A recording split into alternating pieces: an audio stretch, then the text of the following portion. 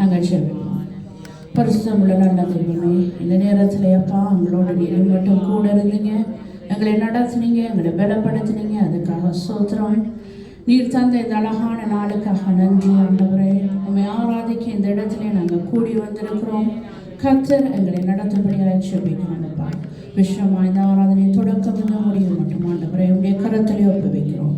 பாடல்கள், துதிகள், தேவ செய்திகள், வார்த்தைகள் எல்லாவற்றையும் ஆண்டவரே கர்த்தர் நீங்கள் நடத்தும்படியாக ஜெபிக்கிறோம்ப்பா. எங்களுக்கு முன்னென்று ஆண்டவரை எல்லாவற்றையும் அப்பா நேர்த்தியாய் நீங்கள் நடத்துங்கப்பா. அப்பா எங்களுக்கு ஆண்டவரை எல்லா காரியத்தையும் வாய்க்கப்படுகிற நம்முடைய தேவாதி தேவன் நீங்கள் ஆண்டவரை நீங்கள் எங்களை நடத்தும்படியாக ஜெபிக்கிறோம்ப்பா. இந்த இடத்துல உங்களுடைய பிரசன்னத்தினாலும் உடைய வல்லமையினாலும் எங்களோட இடைபடும்படியாக ஜெபிக்கிறோம்ப்பா. கிருபை உடைய கிருபை இந்த இடத்திலே சொந்த கொள்ளட்டும். கர்த்தரை நீங்கள் நடத்துங்க. இயேசுவின் நாமத்திலே ஜெபிக்கிறேன் நல்ல பிதாவே, ஆமென். நன்றி ஆண்டவரே, நன்றி அப்பா. வேதத்திலிருந்து நாங்கள் ஒரு பகுதியை நாங்கள் வாசிப்போம். யாரும் சேர்ந்து நாங்கள் வாசிப்போம். 8ஆம் சங்கீதம். யாரும் சேர்ந்து வாசிப்போம். எங்கள் ஆண்டவராகிய கர்த்தாவே, உம்முடைய நாமம் பூமியையும் எவ்வளவு மேன்மையுள்ளதாக இருக்கிறது.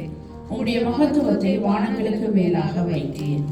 பகஞ்சனையும் பரிகாரையும் அடக்கி போட தேவரீர் உம்முடைய சத்துருக்களின் நிமித்தம் குழந்தைகள் பாலகர் வாயினால் பலன் உண்டு பண்ணினீர். உமது விரல்களின் கிரியைகளாகிய உம்முடைய வானங்களையும் நீ ஸ்தாபித்த சந்திரனையும் நட்சத்திரங்களையும் நான் பார்க்கும்போது மனுஷனை நீ நினைக்கிறதற்கும் மனுஷகுமாரனை நீ விசாரிக்கிறதற்கும் அவனை மாத்திரம் இருக்கிறேன். நீர் அவனை தேவதூதரிலும் சற்று செய்யவனாக்கினீர். மகிமையினால் கவனத்தினாலும் அவனை முடி செய்தீர்.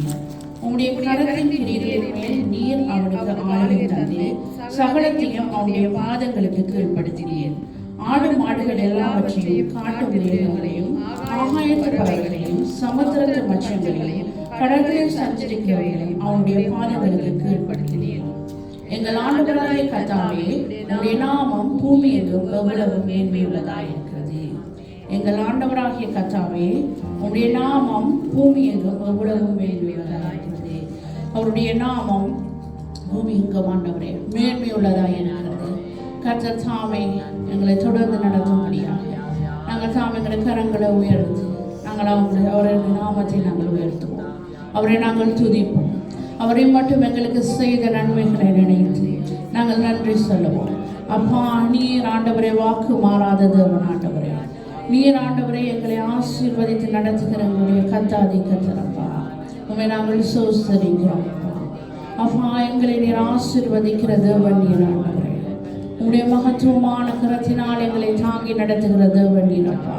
நன்றி அப்பா. ஹல்லேலூயா, ஹல்லேலூயா, ஹல்லேலூயா அப்பா.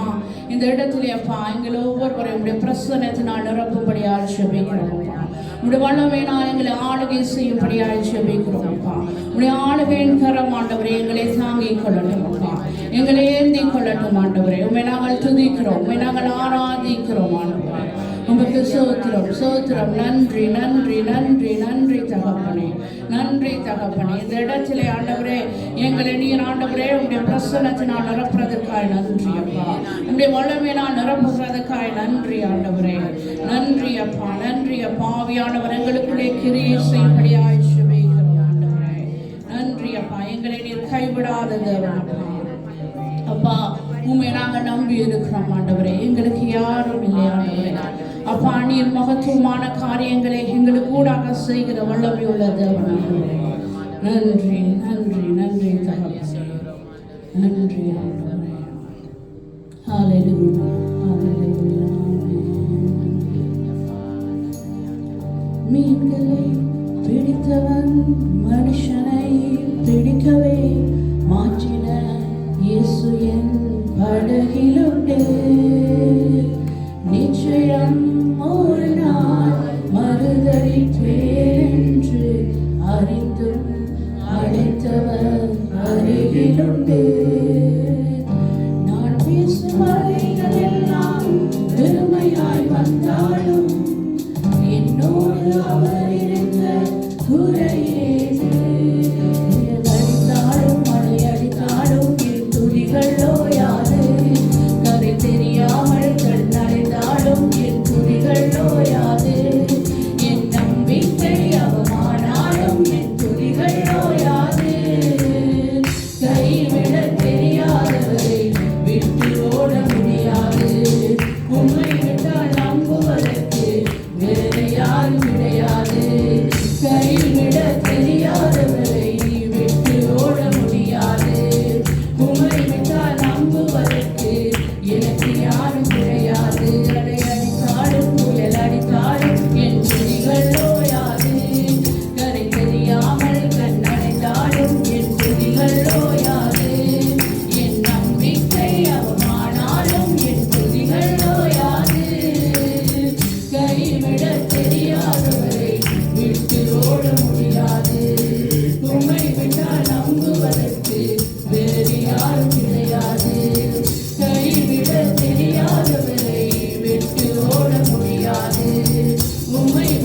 நம்புவதற்கு எனக்கு யாரும் கிடையாது.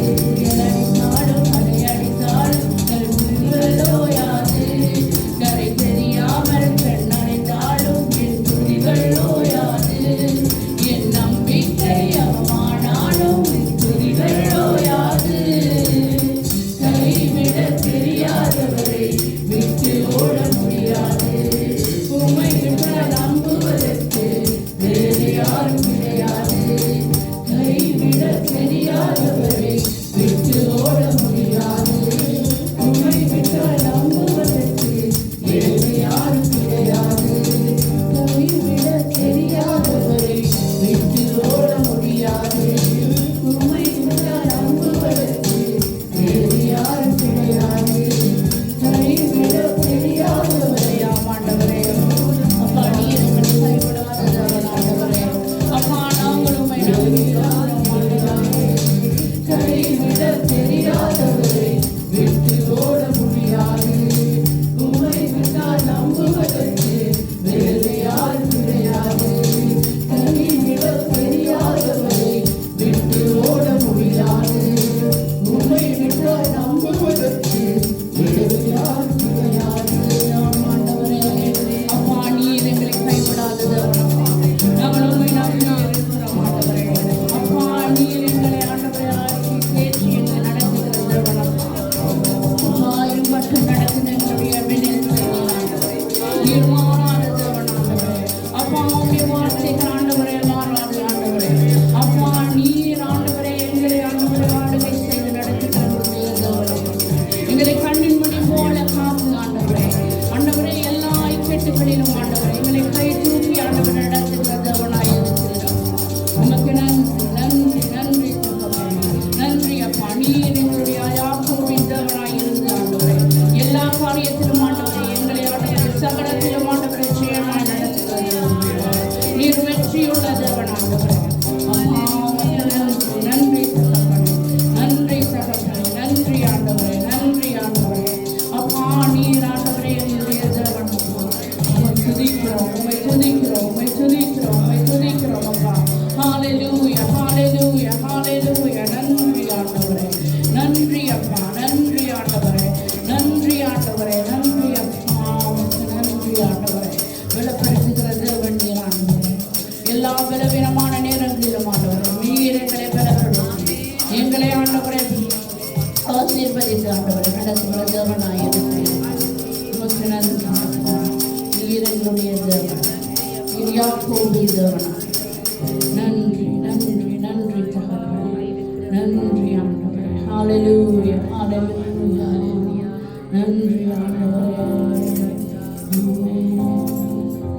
யாக்கோபின் தேவன் என் தேவன் எனக்கென்றும் துணையவரே. என்னாலும் நடத்துவாரே. யாக்கோபின் தேவன் என் தேவன் எனக்கென்றும் துணையவரே. என்னாலும் நடத்துவாரே. ஏதுமில்லை என்ற கவலை இல்லை.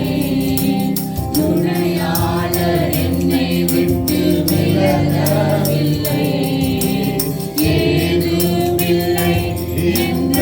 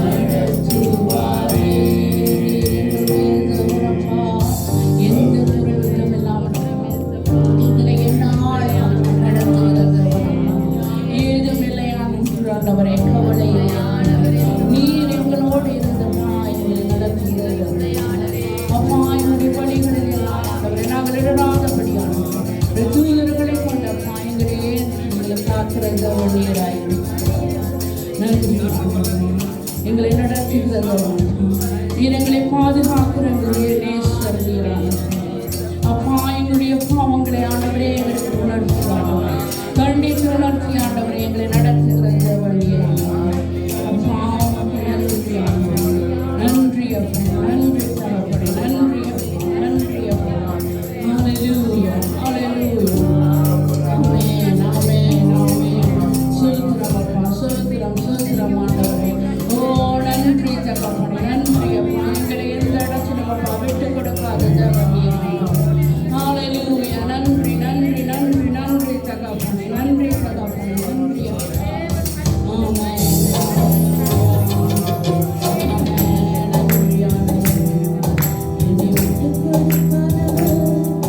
என்னை நடத்துகின்றவர் என்னை பாதுகாப்பவர் என் நேசரே என்னை விட்டு கொடுக்காதவர் என்னை நடத்துகின்றவர்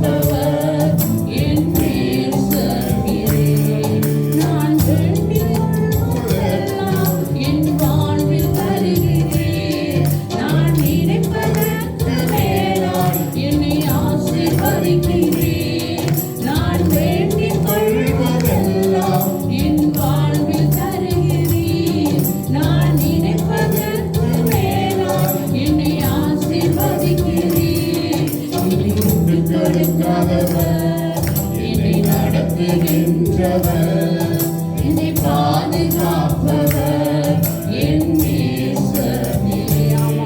என்னை விட்டு கொடுக்காதவர், என்னை நடத்துகின்றவர், என்னை பாதுகாப்பவர், என் நேசர் நீரே.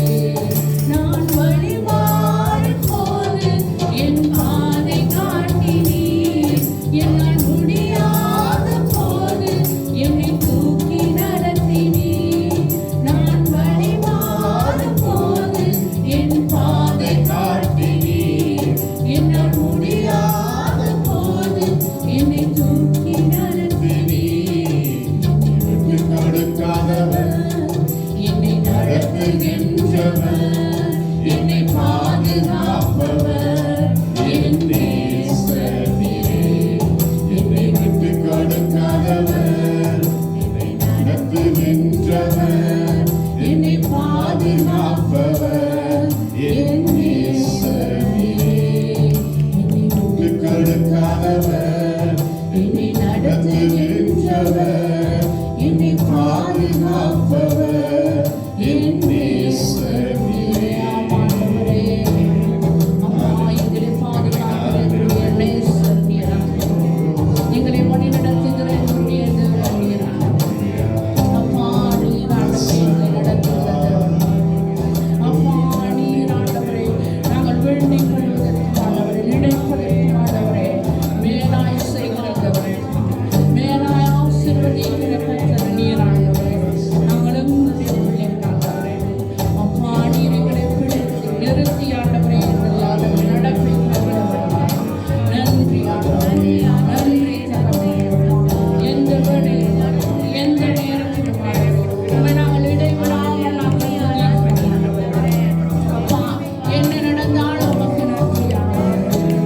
அப்பா உமக்கு நன்றி, நன்றி தகப்பனே, நன்றி அப்பா. ஹalleluya, நன்றி ஆண்டவரே, நன்றி நன்றி நன்றி தகப்பனே. பிதாவே உமக்கு ஸ்தோத்திரம் ஆண்டவரே, நன்றி தகப்பனே. ஹalleluya, ஹalleluya, நன்றி நன்றி நன்றி அப்பா, நன்றி ஆண்டவரே. அப்பா எங்களை தேடி வந்த தேவன் அப்பா, எங்களை தெரிந்து கொண்ட தேவன் நீர் ஆண்டவரே. எங்களுக்கு நிம்மதியை தருகிற தேவன் அப்பா. அப்பா நீ நிரந்தரமாய் இருந்து ஆண்டவரே, எங்களோடு கூட இருந்து எங்களை ஆண்டவரை காப்பாற்றுகிற தேவனாய் இருக்கிறார். எங்களை கண்டு கொண்ட தேவன் நீர் ஆண்டவரே. நன்றி நன்றி நன்றி ஆண்டவரே. இடைவிட நன்றி உமக்கு தானே, இணையில்லா தேவன் உமக்கு தானே. இடைவிட நன்றி உமக்கு தானே, இணையில்லா தேவன் உமக்கு தானே. என்ன நடந்தாலும் நன்றி ஐயா, யார் கைவிட்டாலும் நன்றி ஐயா. என்ன நடந்தாலும் நன்றி ஐயா, யார் கைவிட்டாலும் நன்றி ஐயா. நன்றி நன்றி, இடைவிட நன்றி உமக்கு தானே, இணையில்லா தேவன் உமக்கு தானே. இடைவிட நன்றி உமக்கு தானே, இணையில்லா தேவன் உமக்கு தானே. தேடி வந்தீரே நன்றி ஐயா, தெரிந்து கொண்டீரே நன்றி ஐயா. தேடி வந்தீரே நன்றி ஐயா, தெரிந்து கொண்டீரே நன்றி ஐயா. நன்றி நன்றி, இடைவிட நன்றி உமக்கு தானே, இடையில்லா தேவன் உமக்கு தானே. இடைவிட நன்றி உமக்கு தானே, இடையில்லா தேவன் உமக்கு தானே. என்னை கண்டீரே நன்றி ஐயா, கருதி கொடுத்தீரே நன்றி ஐயா. என்னை கண்டீரே நன்றி ஐயா, கருதி கொடுத்தீரே நன்றி ஐயா. நன்றி நன்றி, இடைவிட நன்றி உமக்கு தானே, இணையில்லா தேவன் உமக்கு தானே. இடைவிட நன்றி உமக்கு தானே.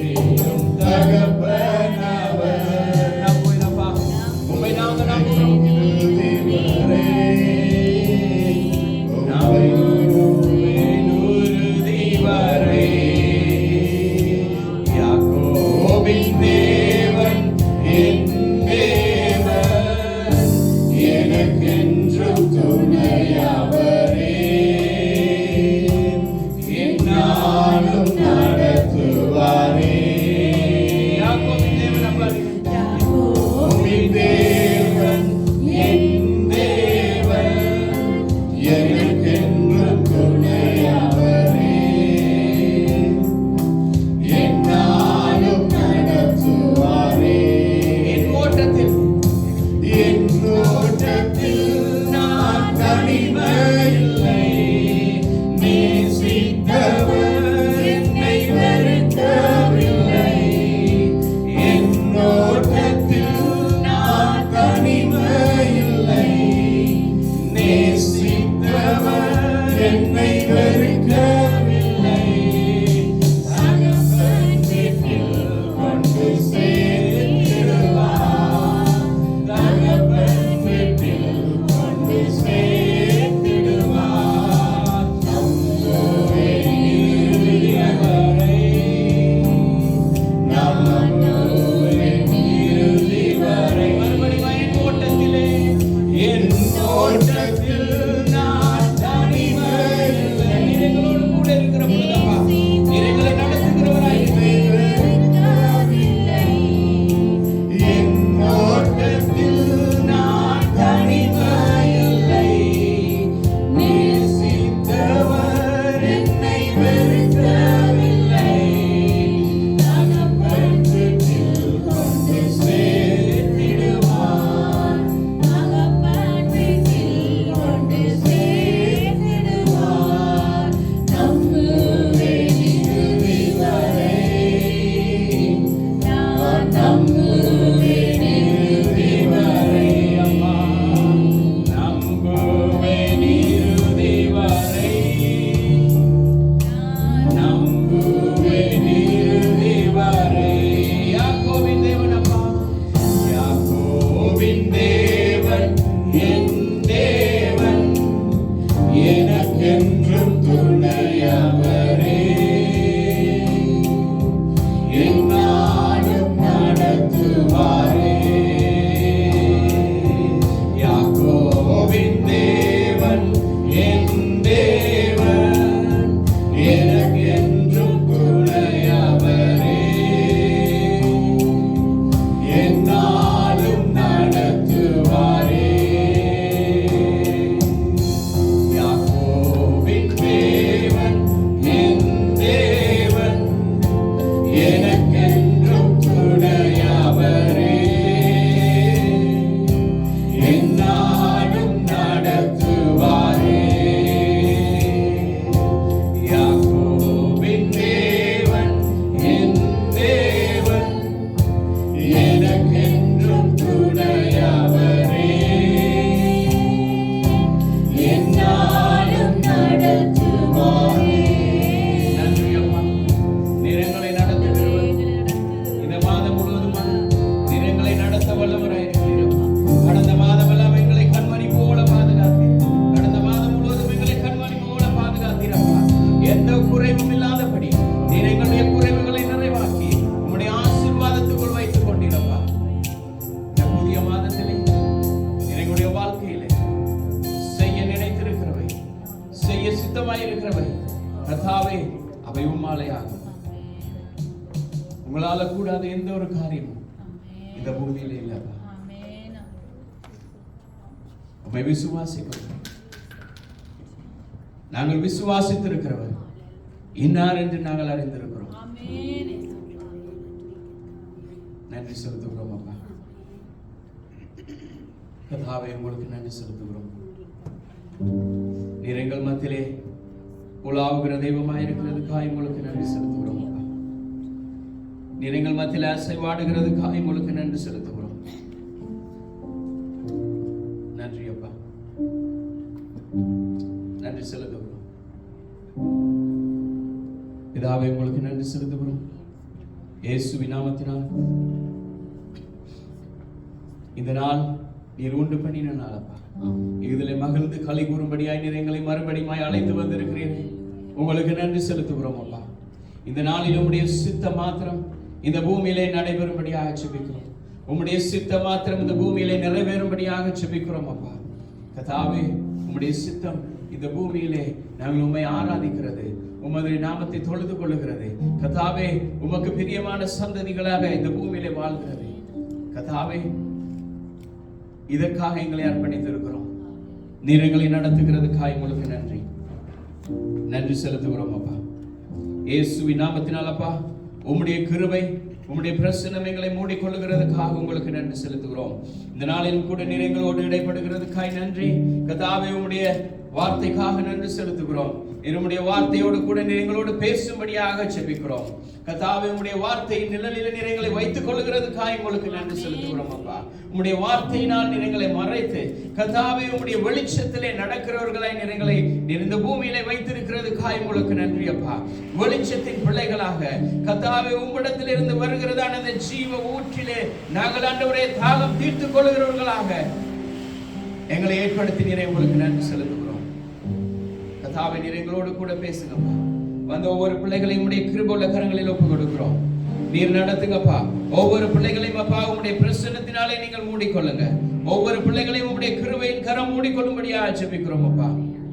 நீரே கூட இருந்து நடத்துங்க. இயேசுவின் நாமத்தில் ஒப்புக் கொடுத்து ஜெபிக்கிறோம் நல்ல பிதாவே, ஆமென்.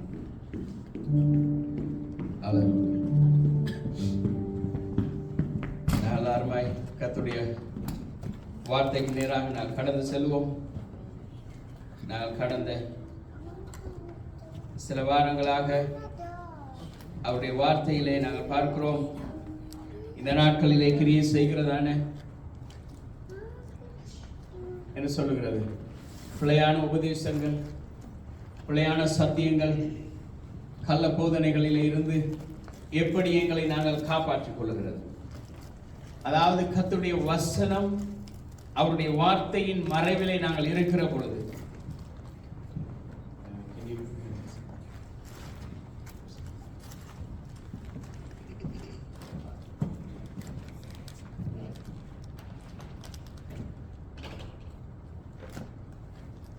நாங்கள் முதலாவது வாரத்திலே சத்தியத்திலே நிலைத்திருக்கிறதை குறித்து நாங்கள் பார்த்தோம். இரண்டாவதாக துருபதேசங்கள், பிழையான உபதேசங்கள், பிழையான உபதேசங்களை கொண்டு வருகிற கள்ள ஊழியர்கள் யார் என்பதை பார்த்தோம்.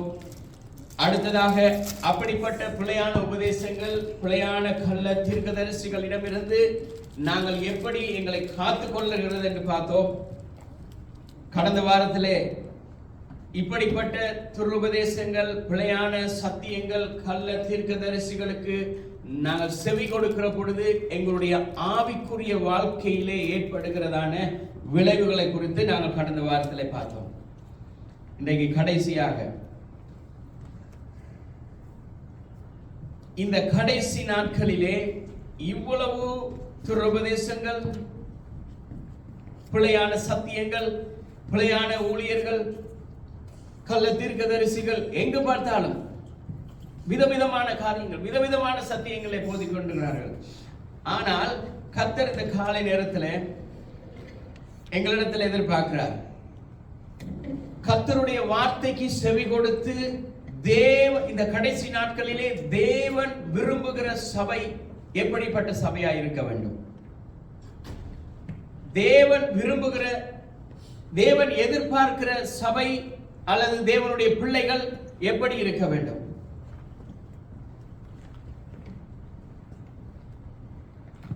சபையானது தேவனுடைய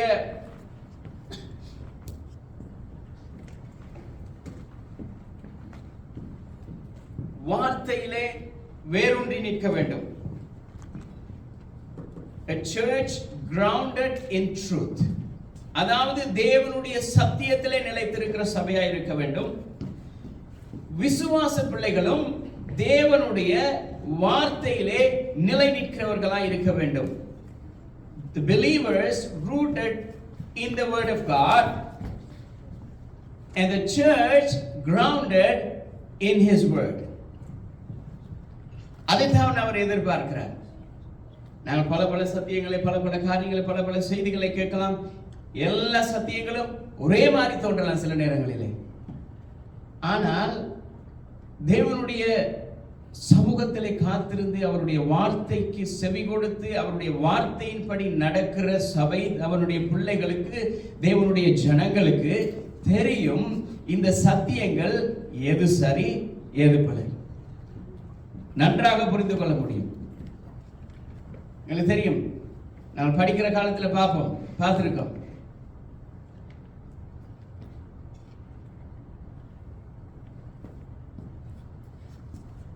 என்னது சொல்வார்கள், என்ன பாலை மாத்திரம் குடித்து தண்ணிய மிச்சம் மிச்சம். தண்ணி தெரியும், தண்ணியில பால்ல தண்ணி கலந்திருந்தா தெரியும் எது பால் எது தண்ணீர்னு சொல்லி. அப்ப தேவனுடைய வார்த்தையில நிலை நிற்கிற பிள்ளைகளுக்கு தெரியும், தேவனுடைய வசனம் தேவனுடைய வார்த்தையிலே நிலை நிற்கிறவர்களையும் தெரியும், தேவனுடைய வார்த்தையில நிலை நிற்கிறவர்கள் போல இருக்கிறவர்களையும் தெரியும். நாங்கள் திருப்பிக் கொள்வோம். 119வது சங்கீதம் 115வது வசனம். 119வது சங்கீதம் 105வது வசனம். உம்முடைய வசனம் என் கால்களுக்கு தீபமும் என் பாதைக்கு வெளிச்சமுமாய் இருக்கிறது. உம்முடைய வசனம் என் கால்களுக்கு தீபமும் என்னுடைய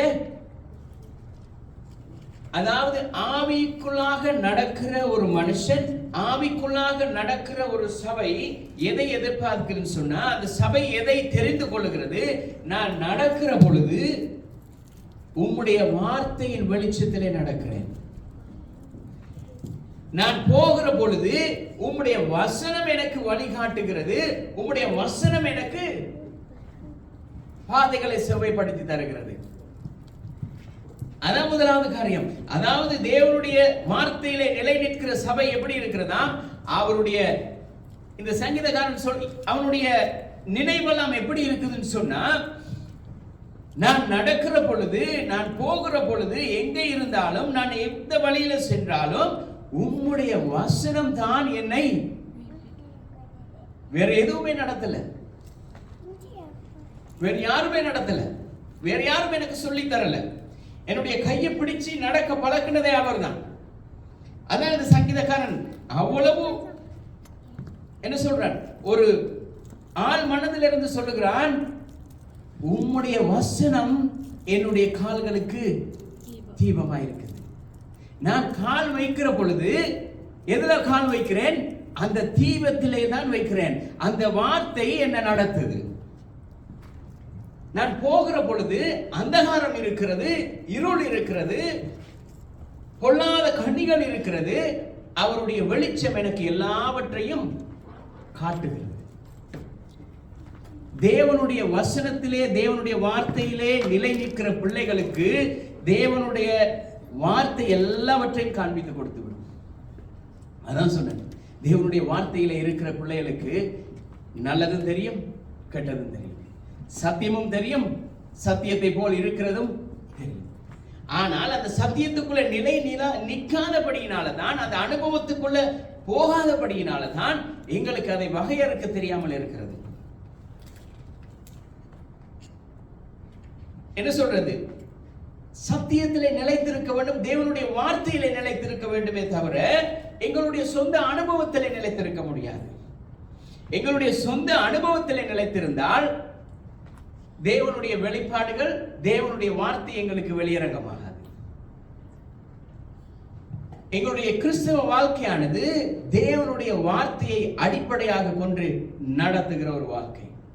ஏன்னா நாங்கள் போன கிழமை பார்த்தோம், இந்த விசுவாசம் என்கிறது என்னது, ஒரு உயிருள்ள காரியம், அது வளரும், அது ஒரு உயிர். எப்படி ஆவியான தேவன் எங்களுக்குள்ளாய் ஒரு உயிருள்ள தேவனாய் எங்களுக்குள்ள அவர் வாழ்கிறாரோ, அது போலவே இந்த விசுவாசமும் எங்களுக்குள்ளாக அப்படியே வாழ்ந்து வளர்ந்து கொண்டிருக்கிறது. அது வளர வளர வளர வளர வளர நாங்கள் முதிர்ச்சி உள்ளவர்களாய் மாறுகிறோம். அது வளராத பட்சத்துல தான் குள்ளமாகவே இருக்கிறோம், விசுவாசத்துல குள்ளமாய் இருக்கிறோம். அதுதான் பவுல் சொல்றாரு, விசுவாசத்திலே குன்றி இருக்கிறார்கள். அதான் குன்றி இருக்கிறார்கள் என்னது, குள்ளமா இருக்கிறோம், வளரல விசுவாசம். அது வளர்றதுக்கு ஏற்ற அந்த போதுமான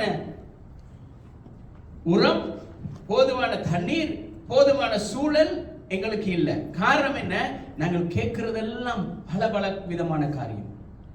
கொஞ்சம் வெயில் அடிச்ச உடனே நினைக்கிறோம், ஓ இந்த மரம் நல்லா வந்துடும், மரத்தை நாட்டுறோம், அடுத்த நாள் அடிக்கிற குளிருக்கு என்ன நடக்குது, காஞ்சு போகுது. அது போலதான் எங்களுடைய வாழ்க்கையில நல்ல ஒரு செய்தியை கேட்கிறோம், நல்ல சத்தியத்துக்குள்ள காலையில் எழும்பி வேதத்துல தியானிக்கிற பொழுது திடீரென்று போகிறோம், ஞாயிற்றுக்கிழமை போகிற பொழுது ஏதோ ஒரு செய்தி வருகிறது, கேட்ட உடனே இன்னைக்கு காலையில இருந்து இருந்ததான் எங்களுடைய ஆவி அப்படியே மங்கி விடுகிறது. இப்ப எங்களுடைய வாழ்க்கையிலே ஒரு போராட்டம். நான் காலையில கர்த்தருடைய வார்த்தையை தியானிக்கிற பொழுது அவர் என்னோட பேசினாரே, ஆனா இந்த வார்த்தை என்ன கேட்கிற பொழுது ஏதோ ஒரு காரியம் செய்கிறது, இதுல ஒன்றுமே இல்லாமல் இருக்கிறது, வெறுமையா இருக்கிறது. நீதிமொழிகள் 20வது அதிகாரம் 27வது வசனம். Proverbs chapter 20 verse 27. நீதிமொழி 20:27.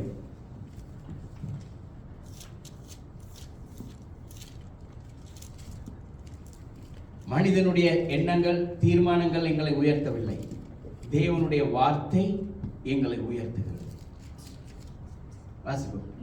மனுஷருடைய ஆவி கர்த்தர் தந்த தீபமாய் இருக்கிறது. மனுஷருடைய ஆவி கர்த்தர் தந்த தீபமாய் இருக்கிறது. எதுவா இருக்கிறதா? அப்ப அவர் எங்களுக்குள்ள தீபமாய் இருக்கிறார். அவர் ஆவியான தேவன், அவர் உயிருள்ள தேவன், உயிருள்ள ஆவியானவர், ஜீவனுள்ள ஆவியானவர். இப்ப இந்த தேவனுடைய ஊழியக்காரர் என்ன சொல்லுகிறான்? அவர் எப்படி இருக்கிறாராம்? தீபமாய் இருக்கிறார். அப்படியா இருந்தால் உள்ள ஒரு லைட் எரிஞ்சு கொண்டே இருக்குது, உள்ள ஒரு தீபம் எரிஞ்சு கொண்டே இருக்குது. ஏன் எரியுது? அதான் ஃபாதர் ஒரு பாட்டு பாரு, எரிந்து கொண்டே இருப்பேன் எப்பொழுதும் உமக்காக. அப்ப இந்த தீபம் எரிந்து கொண்டே இருக்க வேண்டும். இது எரிகிறது உள்ளே இருந்து. அது உள்ளத்தில் உள்ளவைகள் எல்லாம் ஆராய்ந்து பார்க்கும். அது உள்ளத்தில் உள்ளவைகளை எல்லாவற்றையும் ஆராய்ந்து பார்க்கும். எங்களுடைய இருதயத்தில் உள்ளதை மாத்திரமல்ல, சுற்றி இருக்கிறவர்களுடைய இருதயத்தின் நிறைவுகளை கூட இது வகையறுத்து விடும். ஏன்னா அது தீபம். இந்த தீபம் எரிகிற பொழுது எங்களுக்குள்ள இருக்கிற எந்த ஒரு அந்தகாரம் இருந்தாலும் அங்கேயும் போய் பிரகாசிக்கிறது, மறைவா இருக்கிறதை கொண்டு வந்து வெளியே விடுகிறது. அதே நேரத்தில் நாங்க போய் நிக்கிற பொழுது வெளியே சுத்தி இருக்கிறவர்களுடைய வாழ்க்கையில என்னென்ன இருள் இருக்கிறதோ அந்த இருளையும் வெளியே கொண்டு வந்து விடுகிறது. இதுதான் தேவனுடைய வசனம். அந்த வசனம் தெரியாத பட்சத்துல தான் நாங்கள் தடுமாறுகிறோம். சிலரும் இருக்கிற சூழ்நிலையில பார்த்தா இவ்வளவுதான் முடிஞ்சது, இதுக்கு பிறகு எங்க நடக்க போகுது. ஆனால் கர்த்தருடைய வசனத்துல இருக்கிற பொழுது அந்த வசனம் வெளிச்சத்தை காட்டுது. இந்த வெளிச்சம் எப்படி பிரகாசிக்க போகுது எங்களுக்கு தெரியாது. அது சொல்லுது, பார் எப்படி பிரகாசிக்க போகிறது. நீ பிரகாசிக்கிறதல்ல, இந்த வார்த்தை உனக்குள்ளாக இருந்து அது பிரகாசிக்குது. அவருடைய ஒவ்வொரு வசனமும் எங்களுடைய உள்ளான மனுஷன் அப்படியே சீர்தூக்கி பார்க்குது. எங்களுடைய உள்ளான மனுஷனை சீர்தூக்கி பார்க்குது. எங்களை சுற்றி இருக்கிறவர்களுடைய வாழ்க்கைகளை சீர்தூக்கி பார்க்கிறது. நாங்கள் கேட்கிற செய்திகள், கேட்கிற சத்தியங்கள், கேட்கிறதான பாடல்கள் எதுவாக இருந்தாலும் இதில் எவ்வளவு கர்த்தருடைய வார்த்தை உள்ளடங்கி இருக்குதுன்னு பார்க்குது. அதான் சொல்லி வசனம் சொல்லுகிறது என்னது? எல்லாவற்றையும் சுவைச்சு பாருங்க, நலமானதை விட்டுறணும். வெளிச்சம் வருகிறது எங்களுக்குள்ள இருக்கிற இந்த ஆவி, இந்த வார்த்தை என்னதான்? வெளிச்சம், தீபம். இப்ப நாங்க போய் நிக்கிற பொழுது இப்ப நாங்க நினைச்சுக்கொள்வோம் நாங்க தான் ஒரு தீபம், ஏன்னா அவர் உள்ள இருக்கிறார், எரிகிறார். இப்ப போய் நிக்கிற பொழுது வெளிச்சத்துல எல்லாம் தெரியுது.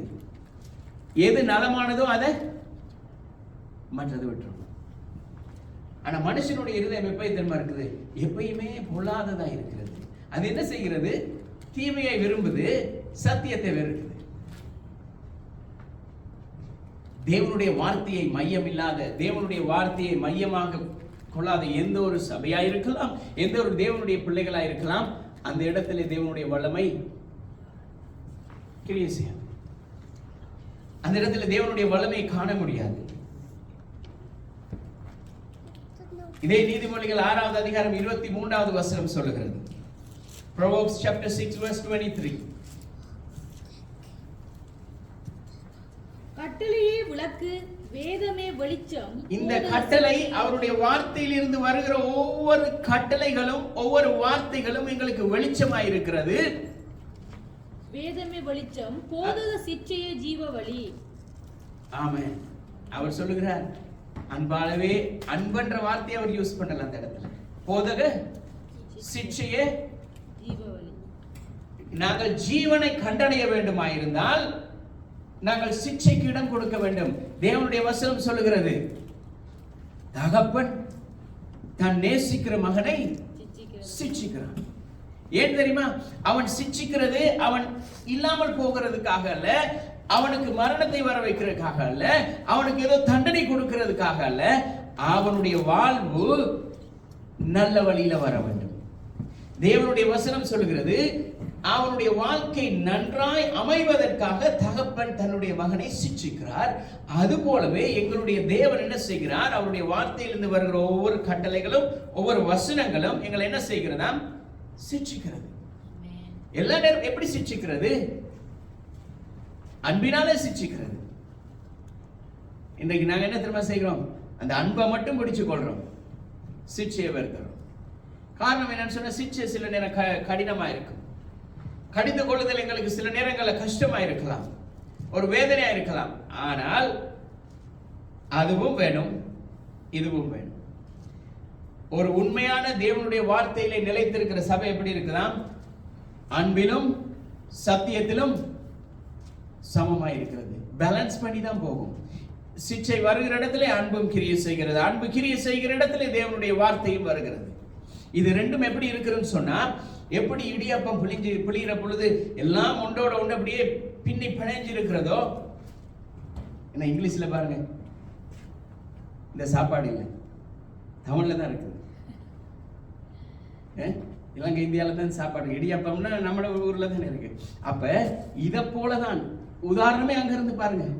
எப்படி இந்த இடியப்பத்துல எப்படி ஒவ்வொரு பக்கம் எங்கேயாவது ஒரு தொங்கத்தை எழுப்பம் பார்த்தா அது பிஞ்சிடும், இந்த தொங்கலை எழுப்பம் பார்த்தா அது கலண்டுரும். ஏனென்றால் அது எல்லாம் பின்னி பிணைந்து இருந்தாதான் அது இடியாப்பம்.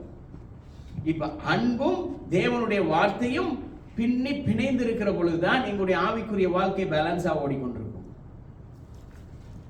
ஆனா இப்ப எக்ஸ்ட்ராவெல்லாம் சேர்க்கிறோம். எப்படி? அன்பும் வேணாம், வார்த்தையும் வேணாம், ஆசீர்வாதம் மட்டும். அன்பு வேணாம், வார்த்தையும் வேணாம், ஆசீர்வாதம். இப்ப என்ன சொல்லுகிறார்? இந்த ஆசீர்வாதம் எப்படி வருகிறது? தேவன் எங்கள் மேல் வைத்த கிருபையினாலே வருகிறது. இப்ப வார்த்தையும் இல்லை, அன்பும் இல்லை, கிருபையினாலே ஆசீர்வாதம் வருகிறது. ஆனா எல்லாவற்றுக்கும் மூல காரணமா இருக்கிறது தேவனுடைய வசனம். தேவனுடைய வசனம், தேவனுடைய வசனம் இல்லாத எந்த ஒரு காரியமும் அது தேவனால் உண்டானதல்ல. ஆமென். எங்களுடைய வாழ்க்கை தேவனை சார்ந்து இருக்க வேண்டும். அவருடைய கட்டளை, அவருடைய வார்த்தை எங்களுக்கு ஜீவ ஒளியா இருக்கிறது. அதை தான் இந்த இடத்துல சொல்லுகிறார். அந்த வசனம் என்ன செய்கிறது? எங்களை ஆராய்ந்து பார்க்கிறது, சீர்தூக்கி பார்க்கிறது, நாங்கள் நடக்க வேண்டிய வழியிலே நடத்துகிறதுக்கு அது எங்களுக்கு பாதைகளை காட்டுகிறது. அடுத்ததாக தேவனுடைய வார்த்தையிலே இந்த நிலை நிற்கிற சபை எப்படி இருக்க வேண்டும்? இப்படிப்பட்ட துருபதேசங்களை, துர்செய்திகளை, சத்தியங்களை கேட்கிற பொழுது பரிசுத்த ஆவியினாலே நடத்தப்படுகிற சபையாய் வாழ்க்கையாய் இருக்க வேண்டும். ஒரு மனிதனுடைய வாழ்க்கையாய் இருக்கலாம், ஒரு சபையாய் இருக்கலாம், அது தேவனுடைய ஆவியினாலே நடத்தப்படுகிறதா இருக்க வேண்டும். ஏனென்றால் தேவனுடைய ஆவி வருகிற பொழுது என்ன நடக்கிறது? தேவனுடைய ஆவி எங்கேயோ அங்கே விடுதலை இருக்கிறது. அப்ப எங்களுடைய இருதயம் அந்தகாரப்பட்டிருக்கும் பொழுது இந்த விடுதலைக்குள்ள வர முடியாது.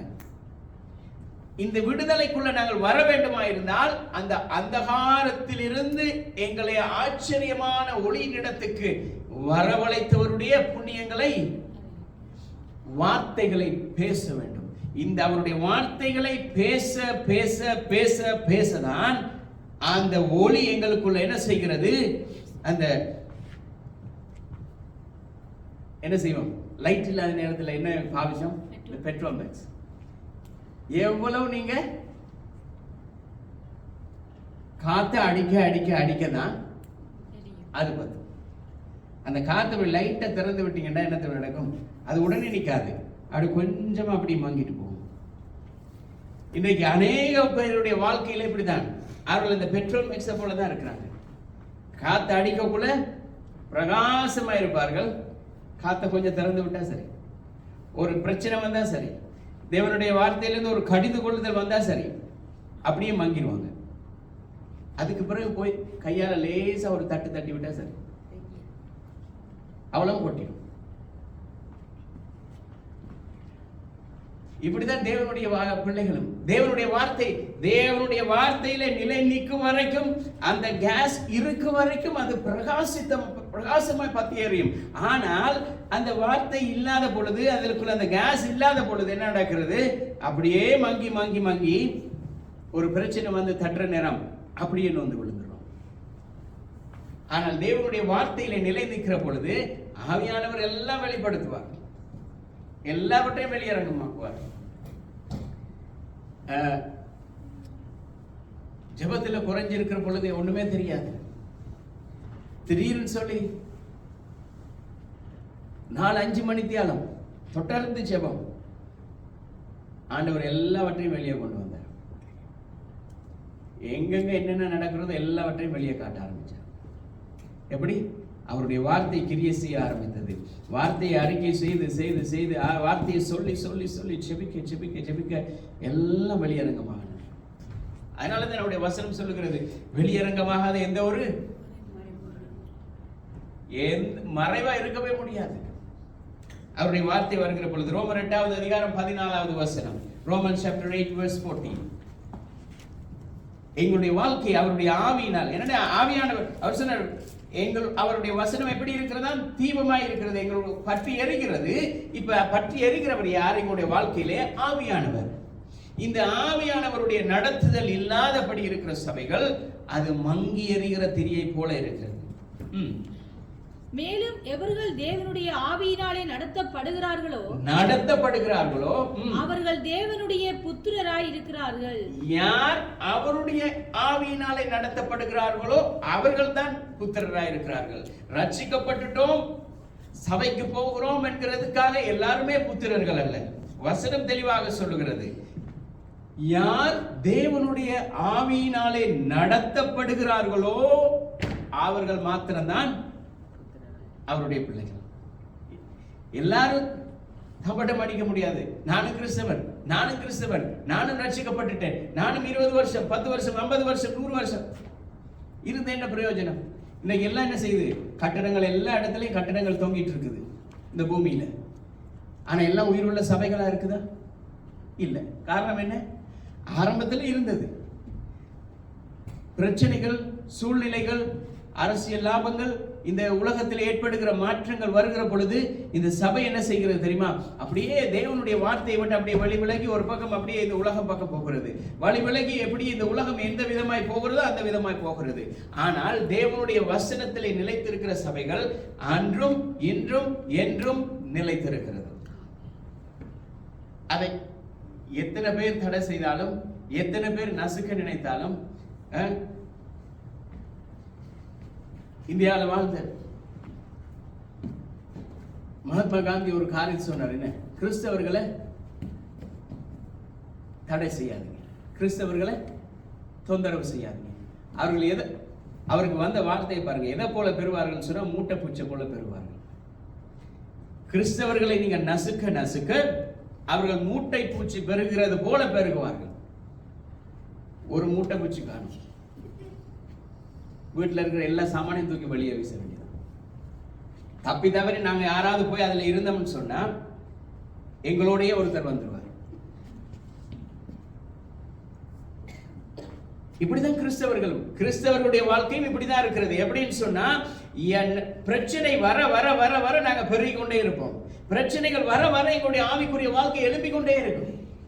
ஆனா இந்த பிரச்சனையை கண்டு துவன்று வழி விலகி போகிற பொழுது இன்னைக்கு விடுகிறதும் தெரியாது. ஞாயிற்றுக்கிழமையா, திங்கக்கிழமையா, செவ்வாய்க்கிழமை ஒன்றுமே தெரியாது. இந்த சத்திய வார்த்தைக்குள்ள நிலைச்சிருக்கிறது ஏதோ ஒரு வெளிப்பிரகாரமான ஒரு சடங்காச்சாரங்கள், சம்பிரதாயங்கள் அல்ல. நாங்கள் ஆலயத்துக்கு போக வேண்டும், வர வேண்டும். அப்படியே இருந்தால் நாங்கள் எப்படி தெரியுமா இருக்கணும்? அந்த ஆதிகால மெயின்லைன் சர்ச்சஸை போல இருக்கணும். எழுந்திருப்போம், உட்காருவோம், வாசிப்போம், சமாதானத்துடன் போய் வருவோம். இல்ல, இது சடங்காச்சாரம் அல்ல, சம்பிரதாயமும் அல்ல. இது ஆவியிலே நடத்தப்பட்ட, ஆவியானவர் எப்படி நடத்துறாரோ அப்படி நடத்துகிறதுக்கு எங்களை இடம் விட வேண்டும். எங்களுடைய சித்தம் அவர் நடத்த வேண்டியமல்ல, அவருடைய சித்தம் எதுவோ அதன்படி நாங்கள் நடக்க வேண்டியவர்களாயிருக்கிறோம். ஆவி இல்லாத சத்தியம் உலர்ந்ததாயிருக்கிறது. சத்தியம் இல்லாத ஆவியானவர் ஆபத்தானவர். விளங்கிட்ட? ஆவி இல்லாத சத்தியம் உலர்ந்து போயிருக்கிறது. அதாவது இந்த ஆவியில சத்தியம் இல்ல, தீபம் இல்ல, எரியுது இல்ல, பற்றி எரிகிறதுக்கு ஒன்றுமே இல்ல, இது உலர்ந்ததாக இருக்கிறது. அது போலவே சத்தியம் இல்லாத ஆவி ஆபத்தானது. ஏன்னா ஆவியானவர் அங்க இல்லை, சத்தியம் இல்லை. இந்த ஆவியானவர் நல்லது சொல்ல மாட்டார். போன சில வாரங்கள்ல நான் யூடியூப்ல சில காரியத்தை பார்க்கும் பொழுது ஆவியானவரை வச்சு பயங்கரமா விளையாட்டு காட்டிச்சிருக்காங்க. அதை ஒரு கூட்டம் எடுத்து என்ன செய்கிறது? விமர்சனம் பண்ணி கொண்டிருக்குது. எப்படி ஆவியானவர் இப்படியெல்லாம் பண்றார், அப்படியெல்லாம் நாங்க ஏன் அதை சொல்ல வேண்டும்? சமயம் கிடைத்தாலும் வாய்க்காவிட்டாலும் திருவசனத்தை அதை விட்டுட்டு அவர் ஆவியானவர் சொல்றாருன்னு சொல்லி சொல்லுகிறத இவர் என்ன செய்கிறார்? அதை எடுத்து போட்டுக்கொண்டு இவர் வேறொரு கதையை சொல்லிக் கொண்டிருக்கிறார். ஆனால் ஆவியானவரால் நடத்தப்படாத எந்த ஒரு சத்தியத்திலும் அவர் இல்ல. அவர் இல்லாத பட்சத்தில் என்ன நடக்கிறது? அது ஆபத்தாய் போய் முடிகிறது. அந்த சபைக்கும் சரி, ஜனங்களுக்கும் சரி. தேவனுடைய ஆவியிலே நடத்தப்படுகிறவர்கள் எங்களுடைய சுயத்தினால் அல்ல, அவராலே நடத்தப்படுகிறோம். எங்களுடைய சுயம் நடத்துமாயிருந்தால் அங்கே ஆவியானவருடைய செயல்பாடு இல்லை. ஆமென். இதுதான் தேவனுடைய சபையிலே இருக்கிற வித்தியாசம். 1 யோவான் 2வது அதிகாரம் 4வது வசனம். 1 John chapter 2 verse 4. 1 யோவான் 2வது அதிகாரம் 4வது வசனம். அவரை அறிந்திருக்கிறோம் என்று சொல்லியும் அவருடைய கற்பனைகளை கைக்கொள்ளாதவன். அதான் சொல்றேன், அவரை அறிந்திருக்கிறோம், நாங்களும் கிறிஸ்தவர்கள் தான் சொல்லி கொண்டிருக்கிறதுனால முக்கியம். அது பெரிய ஒரு விஷயமே அல்ல. அது எல்லாருமே சொல்லலாம். ரட்சிக்கப்படாத ஒரு மனுஷன் கூட இந்த இடத்துல வந்து சொல்லலாம், நானும் கிறிஸ்தவன் தான் என்று சொல்லி.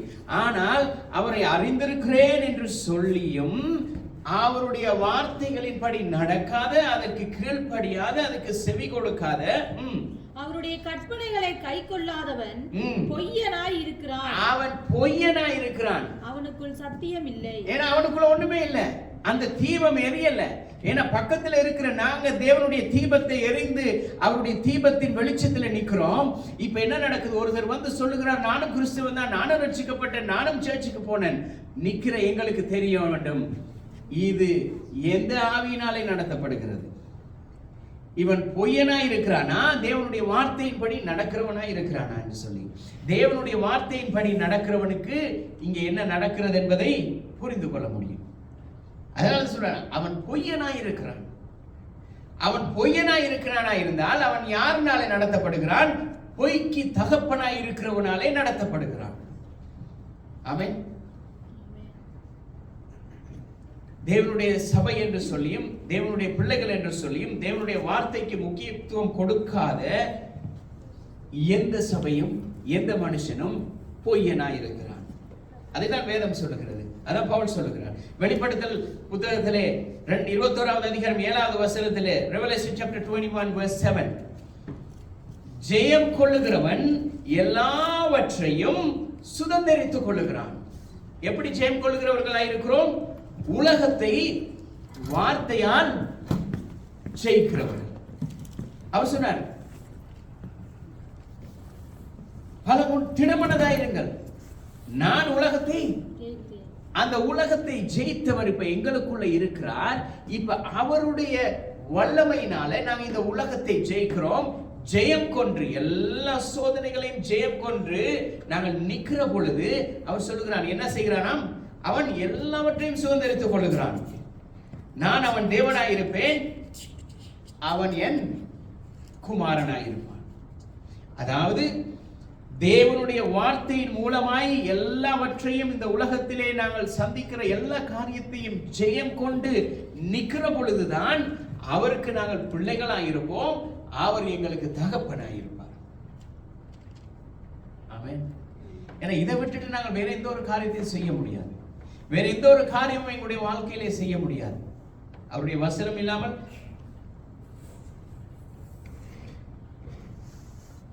பழைய ஏற்பாட்டு மனுஷர்கள் எல்லாரும் அவர் சொல்ற, ஆண்டவரே உம்முடைய சமூகம் இல்லாமல், உம்முடைய பிரசன்னம் இல்லாமல், உம்முடைய வார்த்தை என்னோட வராவிட்டால் நான் போக மாட்டேன், நான் செய்ய மாட்டேன், இதை நிக்க மாட்டேன், நான் இந்த காரியங்களை நடப்பிக்க மாட்டேன். உம்முடைய வசனம், உம்முடைய கரம், உம்முடைய தீபம் என்னோட கூட வர வேண்டும், உம்முடைய சமூகம் என்னோடு கூட வர வேண்டும், உம்முடைய பிரசன்னம் என்னோடு கூட வர வேண்டும், அப்பதான் என்னால போக முடியும். ஏசாயா என்ன சொல்ற, ஆண்டவரே என்னால இவங்களோட எல்லாம் பேச முடியாது ஆண்டவரே. அவர் சொல்றார், அவருடைய வாயவே தொட்டு சொல், நீ பேசாத, நீ பேசின பிரச்சனை வரும், நான் பேசுறேன்னு சொல்றார். எப்படி? நான் பேசுறேன், நீ பேசாத, நீ பேசினா பிரச்சனை வரும். நான் அவருடைய நாவை தொட்டு ஆண்டவர் பேசுகிறார். எப்படி தொட்டார்? அவருடைய வார்த்தையினால. இப்ப அந்த வார்த்தை எங்களுக்குள்ள கிரியை செய்கிறது, கிரியை செய்கிற பொழுது ஜெயம் கொள்ளுகிறோம். இது எல்லாவற்றுக்கும் காரணம் இந்த தீபம் எங்களுக்குள்ள இருக்கிறது. ஆவியானவர் என்கிற இந்த தீபம் எங்களுக்குள்ள இருந்து நடத்துகிற பொழுது ஜெயம் கொள்ளுகிறோம். சில நேரங்கள்ல சத்தியத்தை மறுக்கிறோம். இந்த பூமியிலே பழைய ஏற்பாடு இருக்கிறது, புதிய ஏற்பாடு இருக்கிறது. பழைய ஏற்பாடை தேவன் கர்த்தராகிய இயேசு கிறிஸ்து சிலுவையிலே நிறைவேற்றினார். ஆனால் இந்த நிறைவேற்றினதனுடைய சத்தியத்தை சொல்ல மறுக்கிறோம். அது ஏனோ தெரியல. எந்த செய்தியா இருந்தாலும் எப்படி வரும்னு சொன்னா, ஆபிரகாம் வருவார், ஈசாக்கு வருவார், யாக்கோபு வருவார், தாவீது வருவார், எல்லாரும் வருவார். ஆனா அங்க இயேசு கிறிஸ்துவுடைய செயல்பாடு ஒன்றுமே வரும். இதைதான் பவுல் சொல்றான், சிலுவை பற்றிய உபதேசம் கெட்டு போகிறவர்களுக்கு.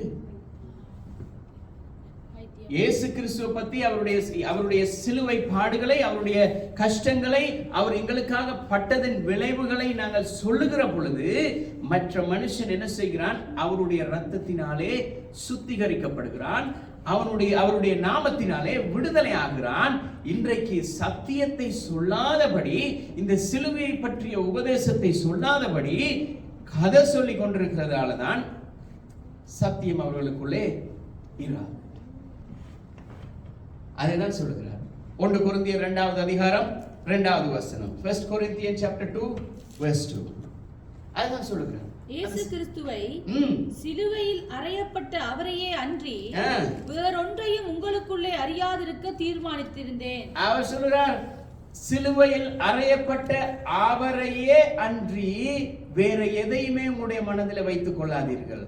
ஏனென்று சொன்னால் உங்களுக்குள்ளே வாசம் பண்ணுகிறவர் இந்த பூமியிலே வாழ்ந்து உங்களுக்காக மரித்து ரத்தம் சிந்தி அவர் பரலோகத்துக்கு போய் பரலோகத்தில் இருந்து அவருடைய ஆவியானவரை எங்கள் உள்ளங்களிலே அனுப்பி இருக்கிறாரே, இவரை விட வேற எதையுமே நீங்கள் நம்புவதை நான் விரும்பவில்லை என்று சொல்லுகிறார். எப்படி ஒரு சத்தியம்! இவர் உங்களுடைய வாழ்க்கையிலே வாழ்கிறதை விட வேறொரு காரியம் உங்களுக்குள்ளே வருகிறதை நான் விரும்புகிறதே இல்லை. இவர் ஒருவர் மாத்திரமே உங்களுடைய வாழ்க்கையில இருந்து உங்களை நடத்துகிறவராய் இருக்க வேண்டும். இப்ப இன்றைக்கு என்ன நடக்கிறது? சிலுவை மறைக்கப்பட்டிருக்கிறது, சிலுவை பற்றிய உபதேசம் மறைக்கப்பட்டிருக்கிறது. அவர் எங்களுக்காக பட்டதான பாடுகள், மன்னிப்பு, மனம் திரும்புதல், எங்களுடைய பாவ மன்னிப்பு பெற்றுக்கொள்ளுதல், இந்த எல்லா காரியங்களும் அப்படியே மறைக்கப்பட்டுட்டது. சிலுவையை பற்றியதான் இந்த உபதேசம் அப்படியே மறைக்கப்பட்டு பட்டு பட்டு பட்டு இன்றைக்கு கதை சொல்லும் நேரமாகிவிட்டது. அவருடைய தியாகங்கள் என்ன செய்யப்பட்டது? இழக்கப்பட்டது. அவர் எங்களுக்காக சிலுவையிலே செய்து முடித்த செய்யப்பட்டதான சகல தியாகம் எதற்காக தேவன் மரித்தார்? அவருடைய மரணத்தின் மூலம் எங்களுக்கு என்ன இருக்கிறது? என்கிற இந்த சத்தியம் என்ன செய்கிறது? அப்படியே இல்லாமல் போய்விட்டது. மனம் திரும்புதல் புறக்கணிக்கப்பட்டு. எப்படி? மன திரும்புதலை குறித்து பிரசங்கித்தாலே இன்றைக்கு பிரச்சனை தான். இன்னைக்கு சபையிலையும் பிரச்சனை, தேசத்திலையும் பிரச்சனை, மேலிடத்திலையும் பிரச்சனை வருது. எதுக்காக? மன திரும்புதலை குறித்து பேசுது.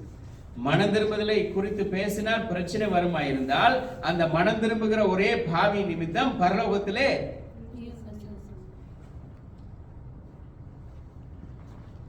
டைம் பாஸுக்காக வந்து நிற்கிறவர்களை விட அவருடைய வார்த்தையின் மேல் விசுவாசம் உள்ளவர்களாய் தேவனுடைய வார்த்தைக்கு செவி கொடுத்து தேவனுடைய வார்த்தையின்படி நடக்கிற அவருடைய தீபமாயிருக்கிற அவருடைய பிள்ளைகளாய் இருக்க விரும்புகிறவர்கள் நிமித்தம் பரலோகத்திலே மிகுந்த சந்தோஷம் உண்டாயிருக்கிறது.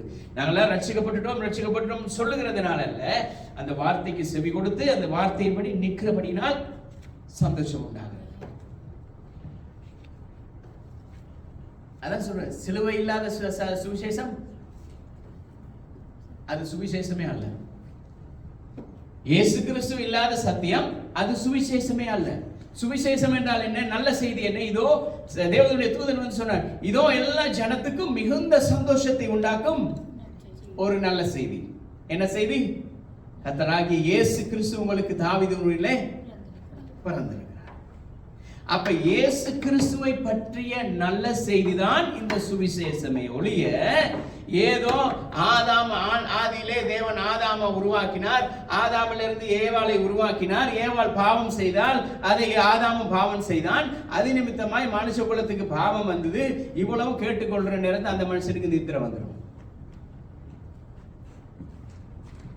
இன்னைக்கு அநேகர் இப்படிதான் சத்தியம் சொல்றாங்க. ஆதி ஆமத்துல தேவன் படைத்ததிலிருந்து இயேசு கிறிஸ்து வர்ற நேரம் அரை மணி நேரம் முடிஞ்சிடும். இப்ப என்ன நடந்தது? சத்தியத்தை சொல்ல போன இடத்துல அந்த மனுஷனால கேட்க முடியுதில்ல. சத்தியமெல்லாம் ஒரே ஒரு காரியம் தான், அவருடைய சுவிசேஷம் ஒன்றே ஒண்ணுதான், இயேசு கிறிஸ்து உங்களை நேசிக்கிறார். அதுதானே அவர் சொன்னார், உன்னை நேசிக்கிறது போல நீ பிறனையும் நேசிப்பாயாக. எப்படி? உன்னிடத்தில் நீ அன்பு கூறுவது போல பிறனிடத்திலும் உன்னுடைய கர்த்தரிடத்தில் முழு ஆத்மாவோடு நீ அன்பு கூறுவாயாக. இதுதான் பிரதான கற்பனை. இந்த கற்பனை வருகிற பொழுது மற்றவர்களுக்கு என்ன சொல்லுவோம்? பிரதர், இயேசு கிறிஸ்து உங்களை நேசிக்கிறார், அவர் உங்களுக்காக மரித்தார், உங்களுக்காக பாடுபட்டார், அவருடைய ரத்தத்தினால நாங்கள் இன்னைக்கு பாவ மன்னிப்பு பெற்று இன்னைக்கு நாங்கள் ரட்சிக்கப்பட்டு இருக்கிறோம்.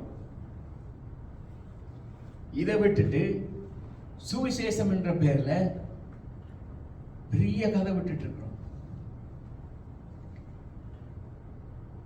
அங்க ஒரு தேவனுடைய வல்லமை கிரியை என்னன்னு சொன்னால் அவனுக்கு கேட்கிறதுக்கு முடியாது.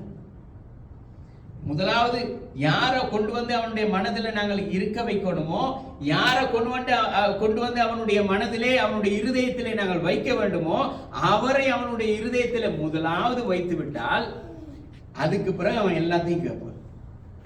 அதுக்கு பிறகு நாங்க எதை சொன்னாலும் அவன் கேட்பான். ஏனென்றால் இருக்க வேண்டியவர் அந்த இடத்துல இருக்கிறபடினா. ஆமென். ஏன்னா அன்னைக்கு இதுல பெரிய பிரச்சனை என்னன்னு சொன்னா, நாங்களும் ஆசீர்வாதத்தை பெற்றுக்கொள்ள மாட்டோம், பெற்றுக்கொள்ள விரும்புகிறவர்களையும் பெற்றுக்கொள்ள விட மாட்டோம்.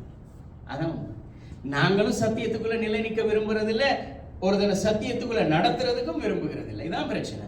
ஆனா பிலிப்பியர் 3வது அதிகாரம் 8வது வசனத்திலிருந்து 10வது வசனம் வரைக்கும், Philippians chapter 3 verse 8 to 10.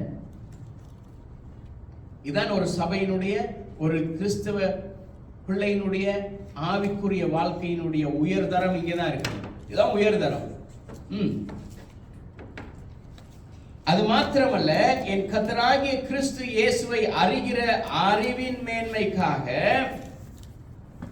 கர்த்தராகிய இயேசு கிறிஸ்துவை அறிகிற அறிவின் மேன்மைக்காக, வேற எதுக்காகவே இல்லை, அவரை அறிகிற அறிவில வளருகிறதுக்காக. இதான் உயர்தரம். உயர்தர கிறிஸ்தவர்களுடைய, உயர்தர சபையினுடைய தரம் இங்கதான் இருக்கிறது. எல்லாவற்றையும் குப்பையும் நஷ்டம் என்றும் எண்ணிக்கொண்டிருக்கிறேன். இது இது பவுலுடைய ஒரு பவர்ஃபுல் ஸ்டேட்மெண்ட். இது மிகவும் ஒரு வல்லமையான ஒரு ஸ்டேட்மெண்ட் அவர் கொடுத்தது. கர்த்தராகிய இயேசு கிறிஸ்துவை அறிகிற அறிவிலே நான் வளருகிறதுக்காக எனக்கு எதுதான் லாபம் என்று இருக்கிறதோ, எதுதான் நன்மை என்று இருக்கிறதோ, எது முக்கியம் என்று இருக்கிறதோ எல்லாவற்றையும் நஷ்டம் என்று எண்ணுகிறேன். இதெல்லாம் நத்திங். அவரை அறிகிற அறிவுக்கு முன்பதாக, அவருக்கு முன்பதாக இந்த பூமியில் உள்ள எல்லாமே குப்பை என்றார். நான் கிறிஸ்துவை ஆதாயப்படுத்திக் கொள்ளும்படிக்கு நியாயப்பிரமாணத்தினால் வருகிற சுயநீதியை உடையவனாயிராமல் கிறிஸ்துவை பற்றும் விசுவாசத்தினாலே வருகிற விசுவாசம் மூலமாய் தேவனால் உண்டாயிருக்கிறதுமான நீதியை உடையவனாயிருந்து கிறிஸ்துவுக்குள் இருக்கிறவன் என்று காணப்பட வேண்டும். எப்படி? இதுதான் கிறிஸ்தவர்கள். இதுதான் கிறிஸ்தவர்கள். கிறிஸ்துவுக்குள் இருக்கிறவன் என்று காணப்படும்படிக்கு நான் எப்படிப்பட்டவனாய் இருக்க வேண்டும்? இயேசு கிறிஸ்துவின் பற்றும் விசுவாசத்தினாலும் வருகிறது விசுவாசத்தின் மூலமாய் உண்டாகிறதுமான நீதியை உடையவனாயிருந்து. விசுவாசம் விசுவாசம் அதைதான் திரும்ப திரும்ப வசனம் சொல்லுகிறது. அதைதான் சத்தியத்தில் சொல்லப்படுகிறார். சத்தியத்தில் அதுதான் சொல்லுகிறார். விசுவாசம் விசுவாசம் விசுவாசம். இந்த விசுவாசம் எங்களுக்குள்ள வருகிற பொழுது அவருடைய வார்த்தையை நாங்கள் விசுவாசிக்கிறோம். அவருடைய வார்த்தை எங்களுக்குள்ள வருகிற பொழுது அது பிரகாசிக்கிறது. அது பிரகாசிக்கிற பொழுது சொல்லப்படுகிறோம். இப்ப அவர் சொல்லுகிறார், கிறிஸ்துவுக்குள் இருக்கிறவன் என்று காணப்படுகிறேன். இப்படி நான் அவரையும் அவருடைய உயிர்த்தெழுதின் வல்லமையும் அவருடைய பாடுகளின் ஐக்கியத்தையும் அறிந்திருக்கிறதுக்கும் அவருடைய மரணத்துக்கு ஒப்பான மரணத்துக்குள்ளாகி எப்படியாவது பிரதர், எப்படியாவது சிஸ்டர், பரலோகத்துல போய் ஒரு சீட் பிடிச்சிரும். அங்க போய் ஒரு சீட்டை பிடிக்கிறத விட எனக்கு வேற வேலையே இல்லை. அதைத்தான் பவுல் சொல்லுகிறார். எப்படியாயினும் நான் மரித்தோரிலிருந்து உயிர்த்தெழுந்தோர் இடத்துக்கு போய் தகுதியாகும் படிக்கு. ஏன்னா மரித்தவர்கள் எல்லாம் முதலாவது எழுந்திருப்பார்கள், அதுக்கு பிறகுதான் உயிரோடு இருக்கிற நாங்க இருப்போம். இப்ப உயிரோட இருந்து என்ன பிரயோஜனம்?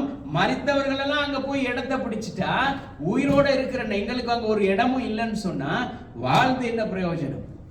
எப்படி பவுல் சொல்லாம சொல்றார்? தேவனுடைய பிள்ளைகள் என்று சொல்லுகிற, கர்த்தருடைய பிள்ளைகள் என்று சொல்லுகிற நீங்கள் அவருக்கு பிள்ளைகளா இருப்பீர்களா இருந்தால் பவுல் சொல்லுகிற ஸ்டேட்மெண்ட் எப்படின்னு சொன்னா, மரித்தோர் முதலாவது எழுந்திருந்து அங்க போய் இடத்தை பிடிச்சிருவாங்க. இப்போ உயிரோட இருக்கிற நானும் அவர்களோட போய் முந்தி அடிச்சு கொண்டு போய் இடத்தை பிடிச்சிருவாங்க. அதை விட பெரிய பாக்கியம் வேற எதுவுமே இல்லை. அதுக்கு காரணம் சிலுவையிலே அறையப்பட்ட அவர். சிலுவையில் அறையப்பட்ட அவர் பற்றிய அறிவு, அந்த விசுவாசம் எனக்குள்ள இருக்கிறதினால், வளர்கிறதினால் இப்ப மரித்தோரோடு கூட நானும் போய் அங்க ஒரு இடத்தை பிடிச்சிருவேன். அதான் சொல்றாரு, எப்படியாவது யார கால விழுந்தாவது பரவாயில்ல, இயேசு கிறிஸ்துவை அறிஞ்சு கொள்ளணும், அவருடைய வார்த்தையை கற்றுக்கொள்ளணும். எனக்கு எதிரியா இருந்தாலுமே பரவாயில்லை, சத்தியத்தை போதிக்கிறானா இருந்தால் சத்தியத்தை அந்த இடத்துல இருக்கிறதுன்னு சொன்னா அங்க போய் அதை கேட்டு எப்படியாவது அங்க போய் ஒரு இடம் பிடிச்சிடணும். அங்க போய் ஒரு இடம் பிடிக்கிறத மாதிரி ஏதோ ஒரு காரியம் எங்களுக்கு இல்லை. ஆமென்.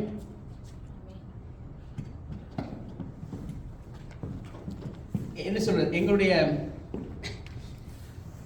பரலோக வாழ்க்கைக்கு, எங்களுடைய பரலோக பயணத்துக்கு,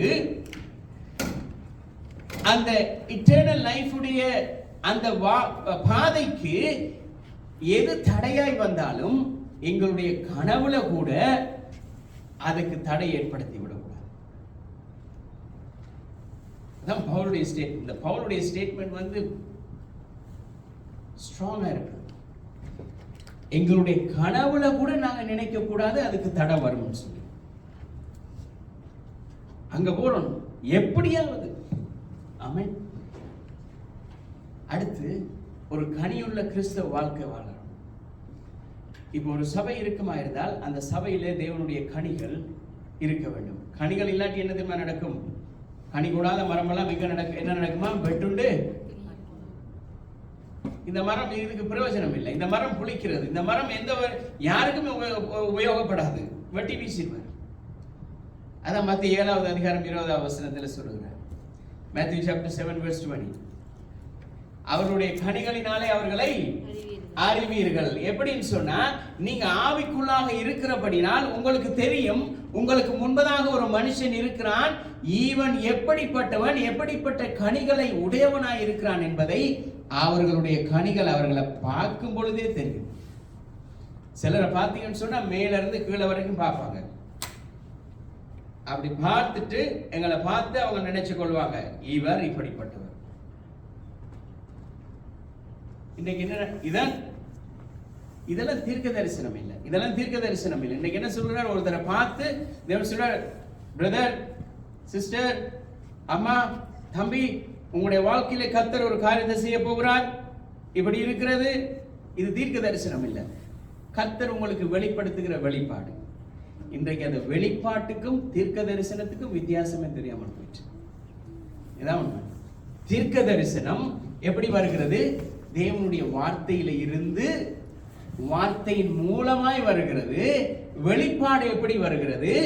நாங்கள் ஆவிக்குள்ளா இருக்கிற பொழுது இங்க வெளிச்சம் போட்டு எல்லாத்தையும் காட்டி விடுவார். என்ன நடக்குது என்கிறதை எல்லாவற்றையும் தேவன் காட்டி விடுவார். காட்டுகிற பொழுது அவர்கள் கூப்பிட்டு முன்னால, பிரதர், சிஸ்டர், அம்மா, உங்களுக்காக கர்த்தர் ஜெபிக்கும்படி சொல்லுகிறார். இது தேவனுடைய வெளிப்பாடு. இது எப்படி வருகிறது? அந்த கனிகளினால். இங்கே எப்படி கனிகள் இருக்கிறதோ அந்த கனிகள், இது ஆப்பிள் பழமா இல்லாட்டி இது ஆரஞ்சு பழமா இல்லாட்டி கிரேப்ஸா என்ன என்கிறது, இந்த பழத்தினுடைய தன்மை என்ன என்கிறதை தேவன் வெளிப்படுத்தி விடுவார். அதான் அவருடைய கனிகளினால் அவர்களை அறிந்து கொள்வீர்கள். யாக்கோபு 3வது அதிகாரம் 12வது வசனத்தில் சொல்லுகிறார், என் சகோதரரே, அத்திமரம் ஒலிவ பழங்களையும் திராட்சை செடி அத்திப்பழங்களையும் கொடுக்குமா? அப்படியே உவப்பான நீரூற்று தித்திப்பான ஜலத்தை கொடுக்க மாட்டாது. உப்பு தண்ணி என்றைக்குமே ஸ்வீட்டா மாறாது. எப்படி? உப்பு நீர். யாக்கோபு அழகா சொல்றான். இந்த யாக்கோபு தான் பாருங்க, நாக்க பத்தி ஒரு காரியத்தை சொல்லிட்டார், நெருப்புன்னுட்டார். இப்ப சொல்றார் உப்பு தண்ணி ஸ்வீட்டா மாறாதுன்றார். அப்படியா இருந்தால் எங்களுடைய வாழ்க்கை உவப்பா இருக்குமா இருந்தால் அதை தித்திப்பாக்குறதுக்கு அவரால் முடியுதான். மாறாவின் தண்ணீரை மதுரமாக்க முடியும் அவரால் மாத்திரம்தான். அந்த மதுர தண்டையிலே நாங்கள் வருகிற பொழுது, அது மதுரமா இருக்கிற அவரிடத்துல வருகிற பொழுது எப்படிப்பட்ட உவப்பான தண்ணீரும் அவர் மாற்றுவார். இது இரண்டுக்கும் இடையே இருக்கிறதான அந்த வித்தியாசத்தை நாங்கள் அறிந்து கொள்ள, வித்தியாசத்தை நாங்கள் அறிஞ்சு கொள்ளாவிட்டால் எங்களால் கண்டுபிடிக்க முடியாது. சில நேரங்கள் என்ன சொல்கிறது? யூதா 12வது அதிகாரம், அந்த யூதா புத்தகம் முழுக்க கடந்த சில நாட்கள் அந்த வசனங்கள் எல்லாம் பார்க்கிறோம். இந்த ஒரே புத்தகத்துல எவ்வளவு காரியத்தை சொல்லிட்டார் தெரியுமா? இந்த ஒரே அதிகாரம், சின்ன ஒரு அதிகாரம், அந்த சின்ன அதிகாரத்துல ரைட் டு லெஃப்ட் வாங்கிட்டார். ஒரு கிறிஸ்தவனா இருந்தா இப்படிதான் இருக்கணும், ஒரு தேவனுடைய பிள்ளையா இருந்தா இப்படிதான் இருக்கணும், ஒரு தேவனுடைய சபையா இருந்தா இப்படிதான் இருக்கணும்னு சொல்லி அந்த யூதா எல்லா விதமாகவும் சொல்லி பார்க்கிறான். இப்ப சிறுமை என்ன சொல்றான்? இவர்கள் உங்கள் அன்பின் விருந்துகளில் கரைகளாய் இருந்து பயமின்றி கூட விருந்துண்டு தங்களை தாங்களே மேய்த்து கொள்ளுகிறார்கள். இவர்கள் காற்றுகளாக அடியுண்டு தண்ணீரற்ற மேகங்களும் இலையுதிர்ந்து கனியற்று 2 தரம் செத்து வேறற்று போன ஜனங்களுமா இருக்கிறார்கள். எப்படியா? ஒரு தரம் அல்ல, ஒரு தரம் வளர்ந்து செத்து திரும்ப வளர்ந்து இருக்கிறாங்க. நாங்கள் பாவத்துக்கு செத்து நீதிக்கு பிழைச்சிருக்கிறோம், ஒரே தரம் பிழைச்சிட்டோம். ஆனா இவர்கள் எப்படி இருக்கிறார்களாம்? மனசாட்சியில் சூடுண்ட போயிர்கள், பலவிதமான காற்றுகளான வருகிற செய்தி எல்லாம் கேட்டு இவர்கள் எப்படி இருக்கிறார்களாம்? 2 தரம் செத்து இருக்கிறாங்க. ஒரு தரம் பாவத்துக்கு செத்து நீதிக்கு பிழைத்த இவர்கள் மறுபடியும் பாவத்துக்கு செத்து மறுபடியும் பிழைத்திருக்கிறாங்க. அப்ப இவருடைய வேலை என்ன இருக்கிறான்? வசனம் சொல்லுங்க, யூதா என்ன சொல்லுகிறான்? இவருடைய வேலையே செத்து செத்து பிழைக்கிறது. இதைத்தான் நாங்க அடிக்கடி சொல்றோம். செத்து பிழைச்சிட்டேன். காய்ச்சல் வந்த உடனே, ஒரு வருத்தம் வந்த உடனே செத்து பிழைச்சிருக்கிறேன். இதை பத்தி அவர் சொல்லல. அவர் சொல்லுகிற செத்து பிழைக்கிறது வேற. என்னத்தை பத்தி சொல்லுகிறார்? ஆவியிலே செத்து பிழைக்கிறார்களாம். ஆவியில ஒரு தானே செத்தா செத்ததுதான், போயிட்டு அடக்கம் பண்ணிட வேண்டியதுதான். ஆனா சிலர் இவர்கள் என்ன திரும்ப சொல்லுகிறார்களாம்? அழகா பாருங்க, யூதா எவ்வளவு அழகா சொல்றான். இவர்களுக்கு கொஞ்சமும் எந்த ஒரு சூடு சூரண ஒன்றுமே இல்லை. என்ன செய்கிறார்கள்? மறுபடி இப்ப செத்த பிணம் வந்து சபையில குந்தி இருக்குது. எப்படி? ஏன்னா ஆவியில செத்துட்டார்கள், செத்ததுதான். ஆனா மறுபடி வந்து குந்தி இருக்கிறார்களாம். எப்படி என்று சொல்லுகிறார்? இவர்களுக்கு மனசாட்சி என்கிறதே ஒன்றும் இல்லைன்னு சொல்லி. ஆனால் அவர் சொல்லுகிறார், இது எல்லாவற்றையும் தேவனுடைய வார்த்தையின் கீழ் இருக்கிறவர்கள் வகையறுத்துக் கொள்கிறார்கள். வகையறுத்து கொண்டாதான் தெரியும். சத்தியம் மட்டும் இருந்தா அது கடுமையா இருக்கும். அன்பு மட்டும் இருந்தா அங்க என்ன தெரியுமா இருக்கும்? ஏமாற்றம் இருக்கும். ஆனா இந்த சத்தியமும் அன்பும் கலந்து வருகிற பொழுது அது வளர்க்கப்படுகிறது. அல்லேலூயா. எபேசியர் 4:15 சொல்லுது, அன்பிலும் சத்தியத்திலும் விழித்திருக்கும் சபை எப்படி இருக்கிறதா? சத்தியத்தை அன்போடு கூட பேசுகிறார்கள், அன்பை சத்தியத்தோடு கூட பேசுகிறார்கள். 1 பேதுரு 1:12 1 Peter chapter 1 verse 22. ஆகையால் நீங்கள் மாயமற்ற சகோதர சிநேகம் உள்ளவர்களாகும்படி ஆவியினாலே சத்தியத்துக்கு கீழ்ப்படிந்து உங்கள் ஆத்துமாக்களை சுத்தமாக்கி கொண்டவர்களாய் இருக்கிறபடினால். வேதத்தில் இதுதான் மிக நீண்ட ஒரு வாக்கியம். அந்த சென்டென்ஸ் அந்த பகுதியை மட்டும் சுத்தமாக்கி கொண்டவர்களாய் இருக்கிறபடியால், ஒரே வார்த்தை, சுத்தமாக்கி கொண்டவர்களாய் இருக்கிறபடியால். இப்படிப்பட்ட காரியங்கள் வரும் பொழுது அவதானமாயிருங்கள். ஏன்னா அடிக்கடி ஒவ்வொரு சில இடங்களுக்கு போகும் பொழுது ஸ்பீக்கர்கள்ல, லவுட் ஸ்பீக்கர்ல அனௌன்ஸ் பண்ணுவார்கள், அவதானம் அவதானம் அவதானம். வசனமும் அதுதான் சொல்லுகிறது, அவதானமாயிருங்கள், கவனமாயிருங்கள். உங்களுடைய ஆவிக்குரிய வாழ்க்கைக்கு பாதகத்தை ஏற்படுத்துகிறதுக்கு ஒரு ஆபத்து வருகிறது. ஏனென்றால் இது நாங்கள் இருக்கிறது கடைசி காலம். ஆனால் விழித்துக் கொண்டு இருக்கிற சபை என்ன செய்யும்? கடைசி நாள் ஆண்டவர்களுக்கு. மத்தேயு 26:40 தான் சொன்னார் இயேசு கிறிஸ்து, விழித்திருந்து ஜெபியுங்கள். ஏன்னா சத்துருவான் யாரை விழுங்கலாம் என்று தேடிக்கொண்டிருக்கிறான். புது டிசைனா செய்திகளை கொண்டு வருகிறான், டிசைனா சத்தியங்களை கொண்டு வருகிறான், டிசைனா ஆராதனைகளை கொண்டு வருகிறான், டிசைனா தேவனுடைய வார்த்தைகளை மாற்றுகிறான். ஆனால் விழித்திருந்து ஜெபம் பண்ணுங்கள். விழித்திருந்து, அவர் ஜெபம் பண்ணுங்கள்னு மாத்திரம் சொல்லல, விழித்திருந்து ஜெபம் பண்ணுங்கள். அப்படியா இருந்தால் அவதானமாய் நீங்கள் விழித்துக் கொண்டிருங்கள். இப்படிப்பட்ட காரியங்கள் வரும் பொழுது எதற்கு நிற்க திராணி உள்ளவர்களாய் இருக்கும்படி. ஆமென்.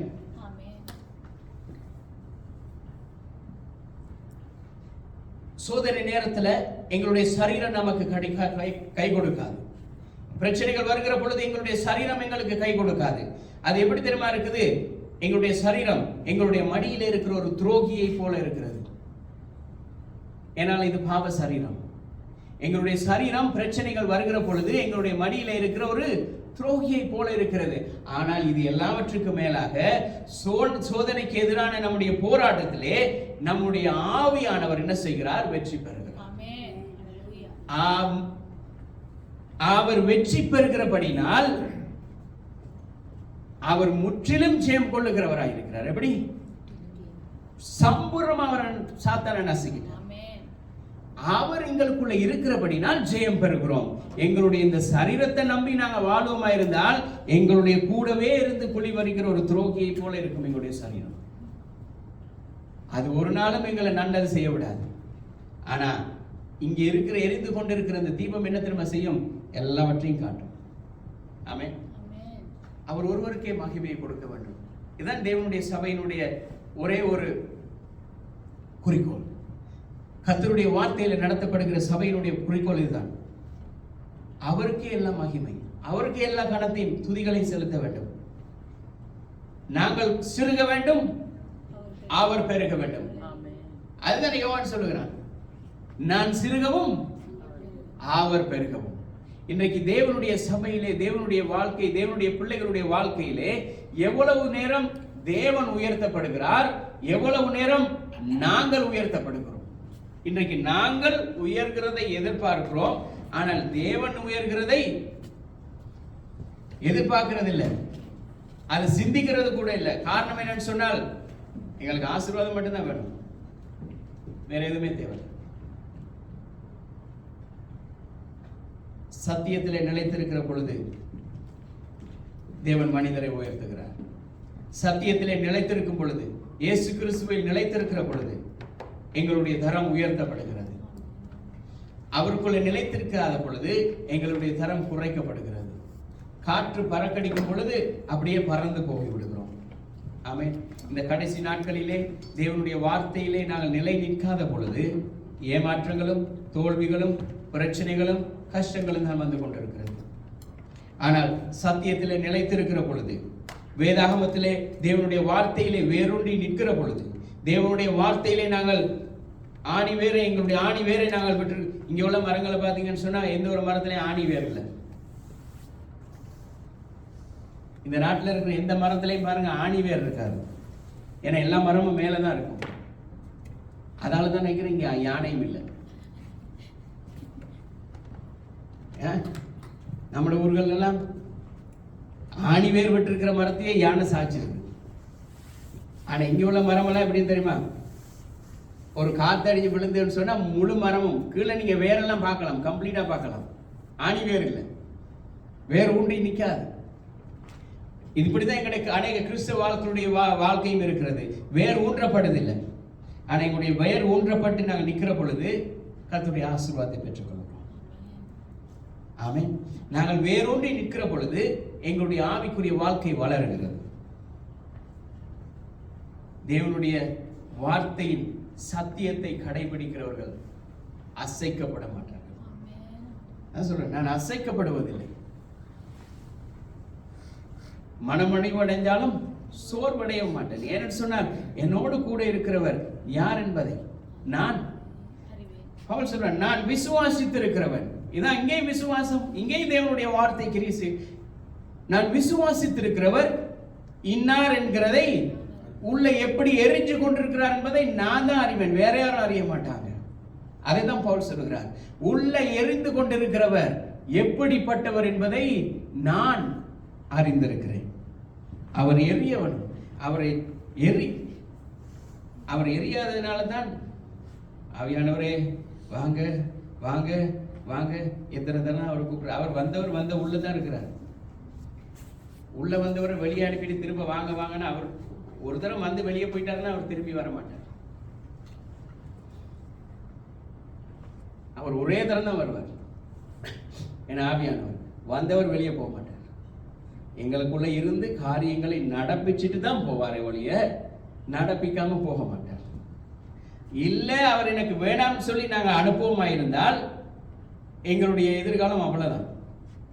கர்த்தருடைய வார்த்தையிலே நிலை நிற்காத எந்த ஒரு சபையும் தேவனுடைய சபை அல்ல. அவருடைய வார்த்தையிலே வேரூன்றாத எந்த ஒரு தேவனுடைய பிள்ளைகளும் அவருடைய பிள்ளைகளா இருக்க மாட்டார்கள். அதை நான் சொல்லல, தேவனுடைய வசனம் சொல்லுகிறது. அவருடைய வேரூன்றாத யாரும் தேவனுடைய பிள்ளைகளா இல்லை என்று சொல்லுகிறார்.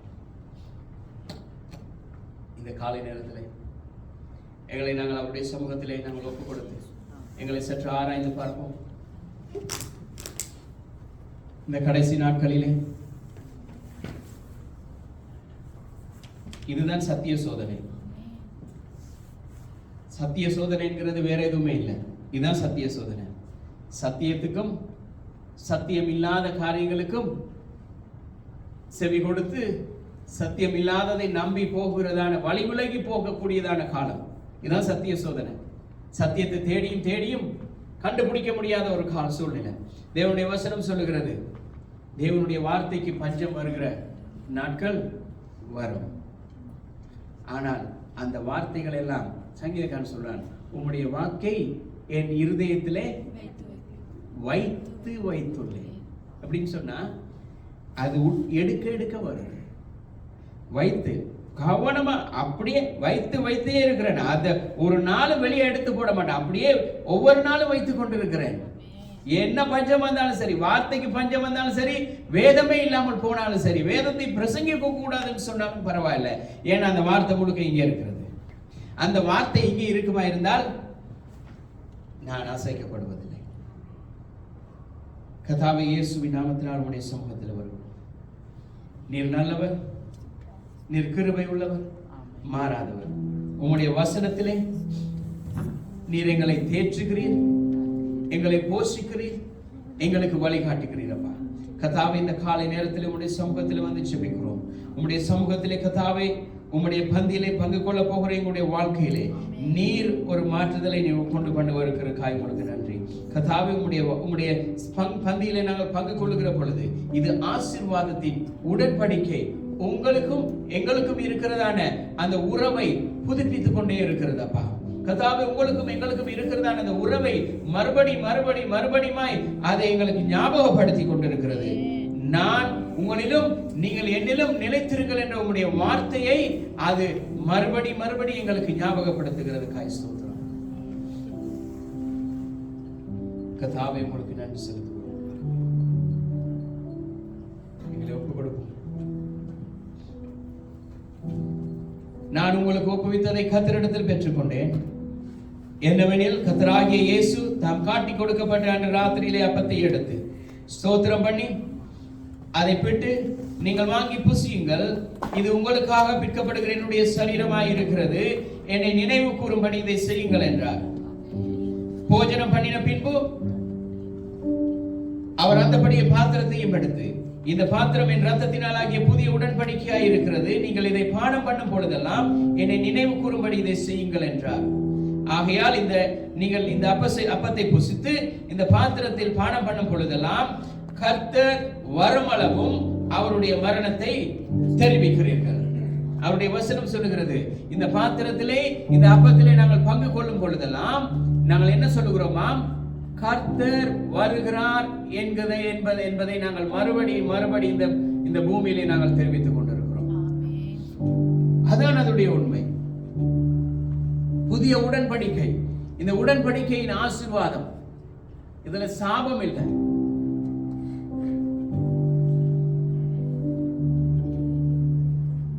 ஆனால் அவருடைய சமூகத்திலே நாங்கள் நின்று அவருக்கும் எங்களுக்கும் இருக்கிறதான அந்த ஐக்கியத்திலே நாங்கள் ஒப்புரவாகிற பொழுது என்ன செய்கிறோம்? அவருடைய மரணத்தை தெரிவிக்கிறோம். கர்த்தாவே, நீர் மறுபடி இந்த பூமியில வரும் பொழுது முதலாவது நித்திரை அடைந்தவர்களோடு சேர்த்து எல்லாருக்கும் எப்படியாவது நானும் அங்க வந்து நிக்கணும் அப்பா. அதற்கு உம்முடைய ரத்தமும் உம்முடைய சரீரமும் என்னை ஆயத்தப்படுத்தி கொண்டிருக்கிறது.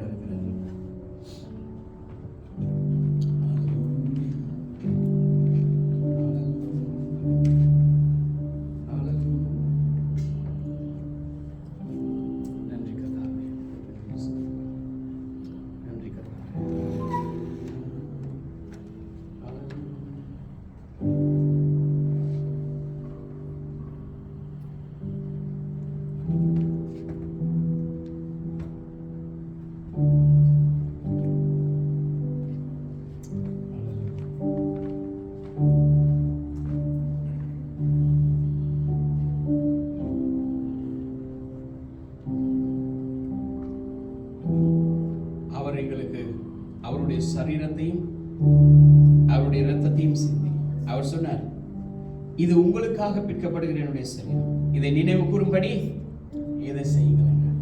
நாங்கள் எல்லாருமே நாங்கள் ஒரு மணி நாங்கள் இதில் வாங்க நாங்கள் பங்கு கொள்வோம்.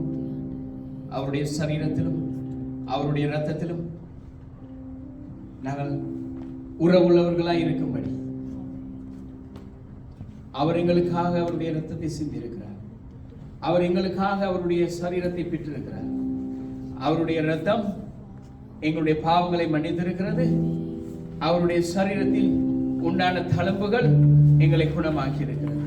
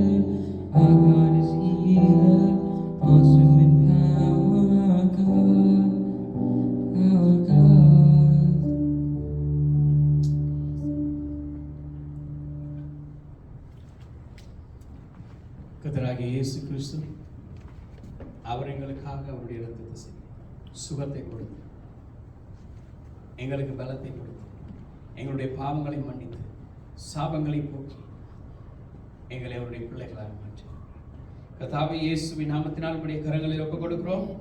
இந்த உம்முடைய சரீரத்தையும் இந்த அப்பமாகிய உம்முடைய சரீரத்தையும் ஒப்புக் கொடுக்கிறோம். இந்த ரசமாகிய உம்முடைய இரத்தத்தையும் உம்முடைய கரங்களில் ஒப்புக் கொடுக்கிறோம். இதை வாங்கி புசிக்கிற கர்த்தாவே இதில் பானம் பண்ணுகிற உம்முடைய பிள்ளைகளுடைய வாழ்க்கையிலே உம்முடைய ஆசீர்வாதத்தையும் உம்முடைய சந்தோஷத்தையும் சமாதானத்தையும் மகிழ்ச்சியையும் நீங்கள் கேட்க பண்ணுகிறதுக்காக உங்களுக்கு நன்றி செலுத்துகிறோம். கர்த்தாவே இதை உண்டு கர்த்தாவே உம்முடைய மரணத்தை தெரிவிக்கிறவர்களாக உம்முடைய ராஜ்யத்திலே வருகிற பொழுது நாங்கள் உங்களோடு பங்கு கொள்ளும் பொழுது மறுபடியும் நீர் எங்களோடு இதிலே பங்கு கொள்ளும் வரையிலும் கர்த்தருடைய கரம் எங்களோடு கூட இருந்து நடத்தும்படியாக ஜெபிக்கிறோம். இயேசுவின் நாமத்தில் ஒப்பு கொடுத்து ஜெபிக்கிறோம் நல்ல பிதாவே. கர்த்தராகிய இயேசு கிறிஸ்து காட்டி கொடுக்கப்பட்ட அன்று ராத்திரியில் அப்பத்தை எடுத்து பிட்டு வாங்கி புசியுங்கள், இது உங்களுக்காக பிற்கப்படுகிற என்னுடைய சரீரமாய் இருக்கிறது, என்னை நினைவு கூறும்படி இதை செய்யுங்கள் என்றார். நாங்கள் எல்லாருமாய் ஒரு மனமாய் நாங்கள் இதில் பங்கு கொள்வோம்.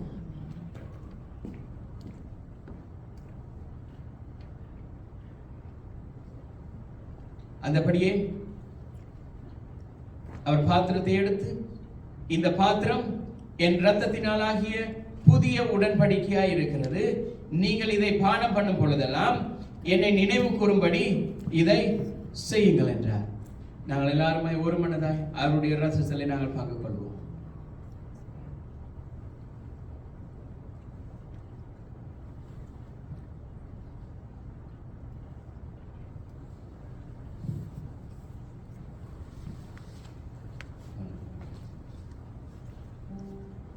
கர்த்தாவே உங்களுக்கு நன்றி செலுத்துகிறோம்.